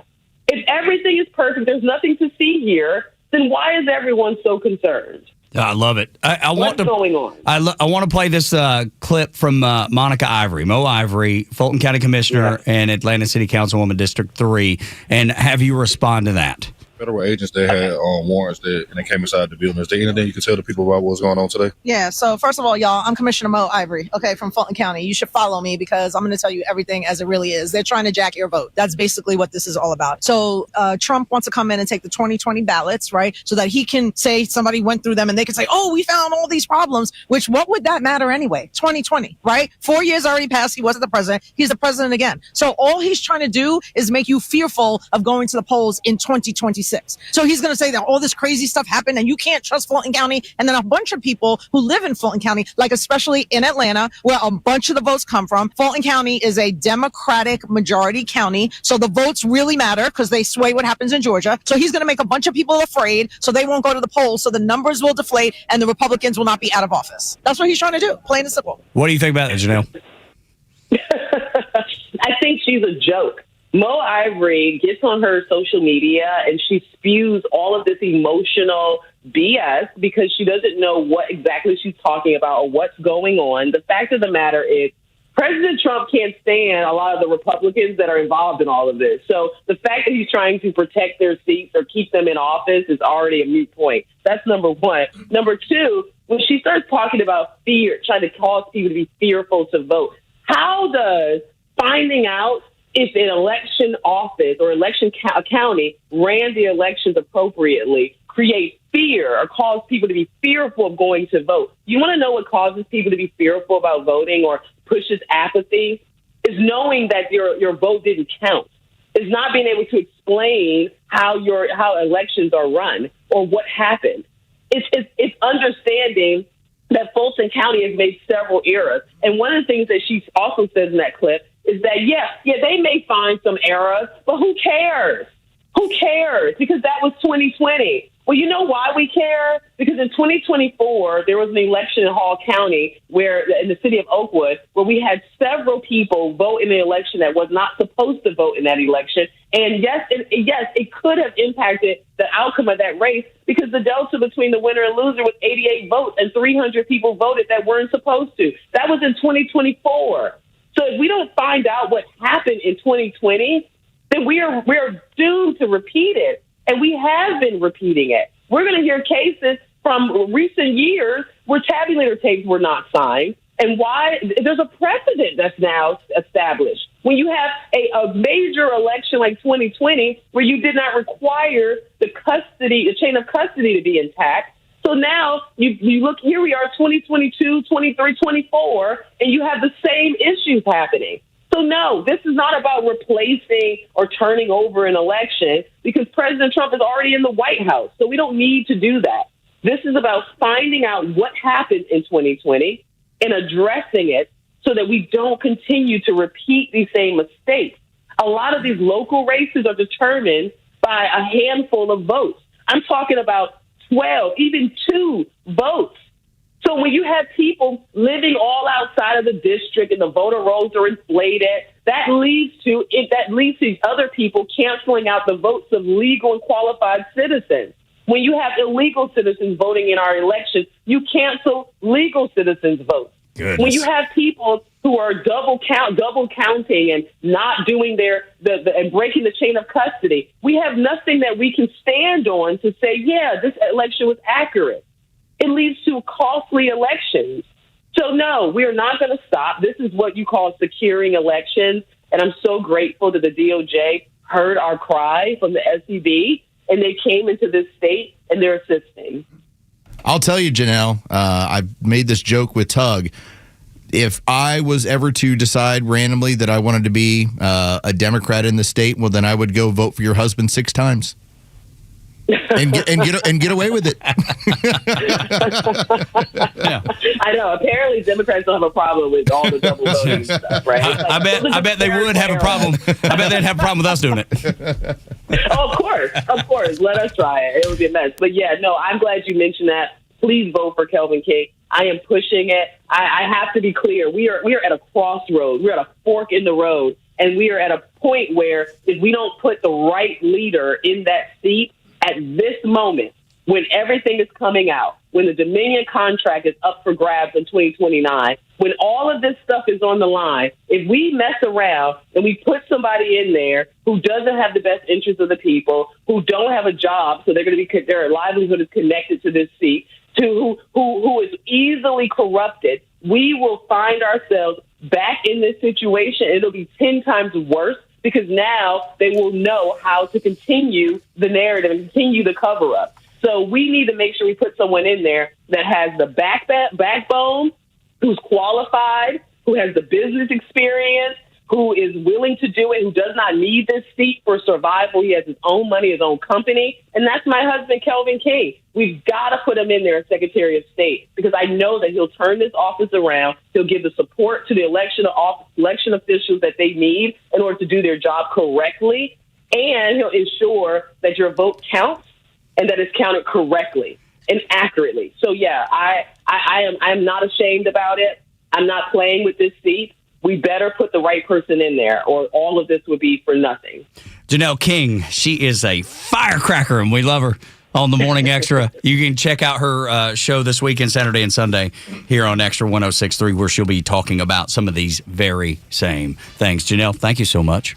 Thank you. Thank you guys for having me, and thank you for what you do to keep this going. Yes, ma'am. It is our pleasure. When we come back on Extra 106.3, we own the culture. We've never been in a position like this before as conservatives, I say Republicans because I don't always identify as a Republican, but definitely a conservative. We've just never been in this situation, and we are now. You are too. You're a part of it. Next on Extra. Extra 106.3 Sports, powered by 680 The Fan.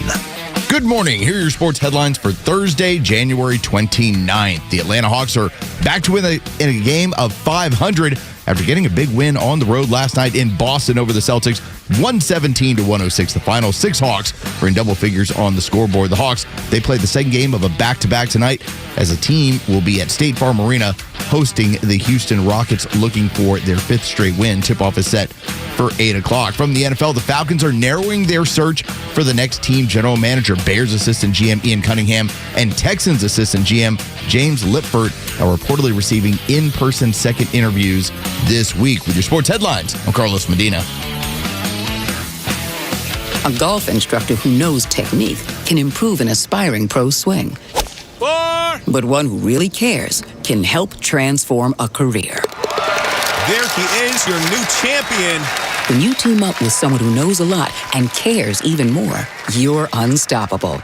At Truist, we believe the same is true for banking. Truist, leaders in banking, unwavering in care. Truist Bank, member FDIC, leading based on top 10 U.S. commercial bank.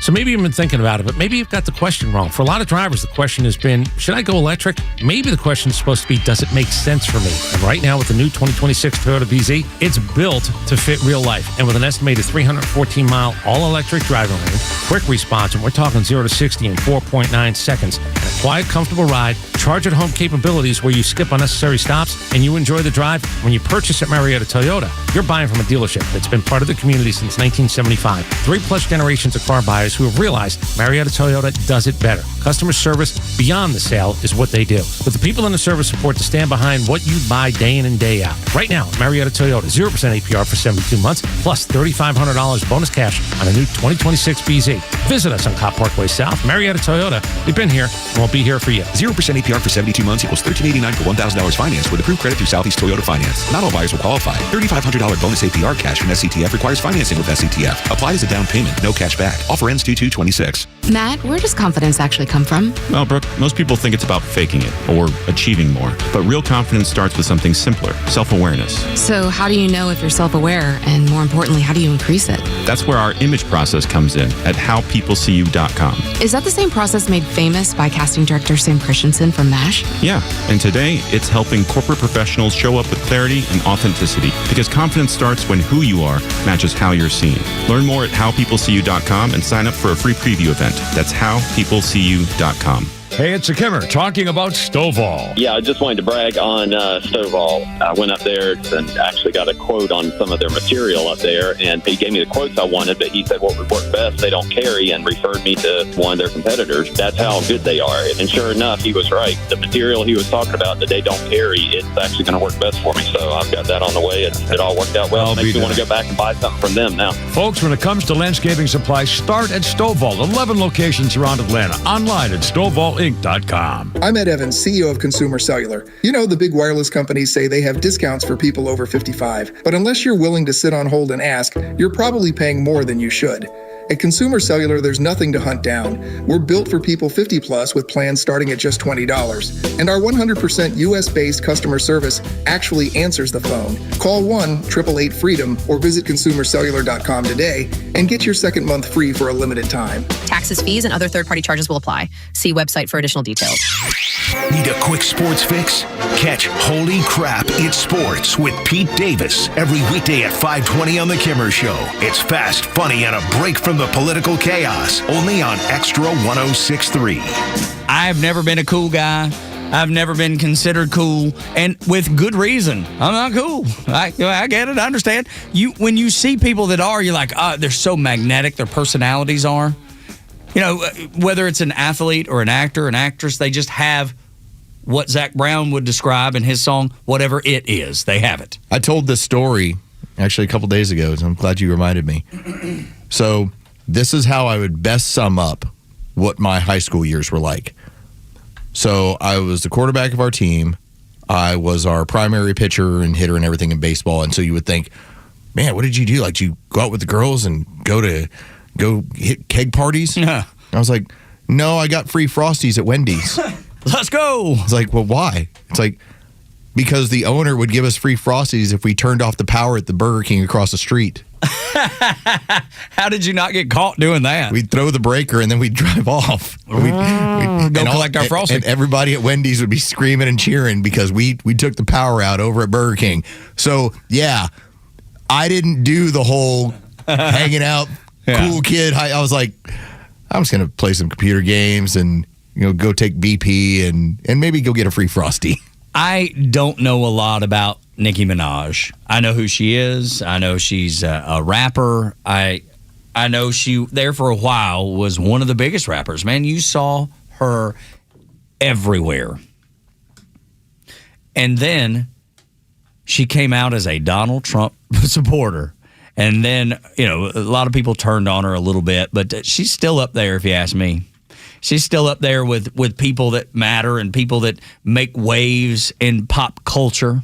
She's sold over 100 million records, by the way. Dude, 100 million. That's I can't even describe to you. That's huge. What that's like. In an era where you can't sell. Yeah, where you can't. She sold 100 at million. all. I mean, back in the day, let me give you, like Shania Twain. I remember when her album went diamond. That's 10 million. And it was like, holy cow, 10 million records. So that's just a little bit of it. And you remember how big Shania Twain was in the 90s? If you want to know, Nicki Minaj has had over 32 billion streams of her music. Unbelievable amount.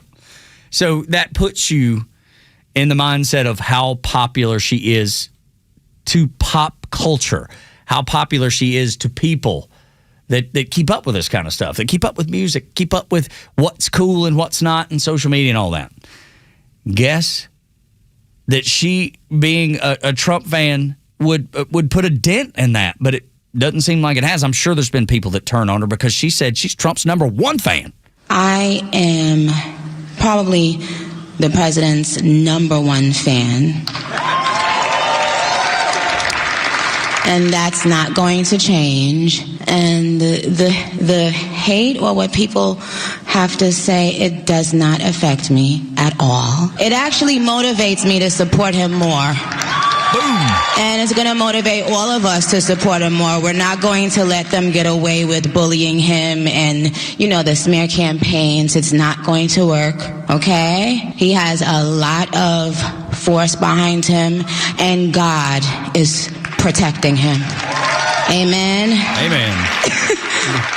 It's really remarkable when you have somebody of that stature in the pop culture world to say, I don't care what all of y'all are saying, I'm going a different direction. It's different. But isn't that what a real artist does? That's also what, and again, it's a different sort of personality. Donald Trump has inspired people that typically aren't into politics and are not political to say, I don't give a damn what you think. Yeah. I'm going to tell you what I think, and you can deal with it. I think that's what a true artist does, because it's easy to continue to make the same record that you made that sold 10 million copies. You know, you just rinse and repeat and do it over. A real artist goes, no, I'm doing something completely different. I want to change what I've done. I want to change it and put it in a whole new stratosphere and introduce it to a different audience. That's bravery. I'm right there with you. Try something different. By the way, Buck Sexton's trying to beat me to my grand point. What? He tweeted out, notice how many Democrat heroes turn out to be scumbags and how often their martyrs end up being maniacs. We just had that discussion. We were planning on doing this tomorrow. We better get to it. Buddy, we're going to turn I can't be beat by Buck Sexton. We're never beat by that show, and we will not be today either. All right, that's going to do it for us. Thank you for being here. Thank you for caring about the country the way that we do, caring about your state the way that we do, and caring about the future for your family and your friends and kids and grandkids the way that we do, because we want to be in that same position. Be like Nicki Minaj. Yes, absolutely. In a world of Taylor Swifts, be a Nicki Minaj. For Los and Bryce, I'm Tug. Y'all come back now. You hear?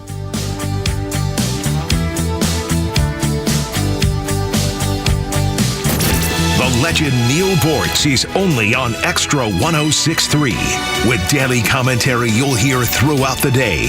And he's on live with the Morning Extra every Tuesday morning at 7:30. Atlanta's only conservative news and talk station, Extra 106.3. And catch all of Neil's commentary on the Extra app. You're setting a lot of goals for 2026, big plans, new adventures, and Subaru of Gwinnett has the vehicles to get you there. The 2026 Subaru Forester is the same reliable SUV that's earned the trust of drivers for decades, but with more adventurous style and more advanced safety technology. And you'll love exploring in the 2026 Subaru Crosstrek. It gives you up to 34 miles per gallon and the power of a 182 horsepower Subaru Boxer engine, adding plenty of go to your adventures. The 2026 Subaru Outback shares your adventurous spirit. With up to 32 miles per gallon and 9.5 inches of ground clearance, you can explore your world with confidence. And the 2026 Subaru Legacy is what happens when we put the best of Subaru into a sedan. A turbocharged 260 horsepower Subaru Boxer engine makes driving a thrill. Love is out there. Find it at Subaru of Gwinnett, Satellite Boulevard in Duluth, or shop online at SubaruofGwinnett.com. If you've been waiting for the right time to upgrade your home's comfort, this is it. Central Heating and Air Conditioning is proud to announce the 29th annual Winter White Sale, and it's our lowest pricing of 2026. For a limited time, everything is on sale. Heating and cooling systems and complete home performance solutions with rebates and discounts up to $2,300. Are you dealing with hot or cold spots in your home? Energy bills that just keep climbing? Or unhealthy indoor air affecting your family's comfort? Central has the solution. As your trusted carrier partner, they install industry-leading carrier systems backed by strong warranties and peace of mind that comes with proven performance and efficiency. With 79 years experience, Central Heating and Air Conditioning knows how to design comfort solutions that work, not just today, but for years to come. This is your chance to save big during Central's 29th annual Winter White Sale, but it won't last long. Central Heating and Air Conditioning, delivering carrier comfort for the world we share. We're smart, we care. We're Central Heating and Air. Hey, this is John Flading. I'm the president and owner of ATL Turf Co. We are a family-owned, operated, independent local company. We have over 15 years of artificial grass design, installation, and sales experience. From premium artificial lawns and backyards, custom putting greens, sports fields, hardscape, drainage. We do both residential and commercial. If you can dream it, we can build it. Just go to atlturfco.com to schedule an appointment. You and your buddy. You've been through a lot with each other. The ups and the downs. He's been with you every morning, noon, and night. You've traveled the world together. Heck, he was even with you on your first big date. But have you noticed he's struggling lately? Not performing on the job. He can't even stand up straight anymore. He's wanting to cry out for help, but just doesn't know how. He needs Dr. Deal and Total Body Therapy of Georgia. They can give him the gift of good posture this year, help him stand proud and become all he was meant to be. Now, take him by the hand, look him in the eye and say, I appreciate you, little fella, and we're going to get you some help. We're going to call 404-777-1911. We're going to visit stopmyed.com. We are going to say goodbye to erectile dysfunction forever. Total Body Therapy of Georgia. It's a hard conversation to have, but it's one worth having. Total Body Therapy of Georgia. Online at stopmyed.com.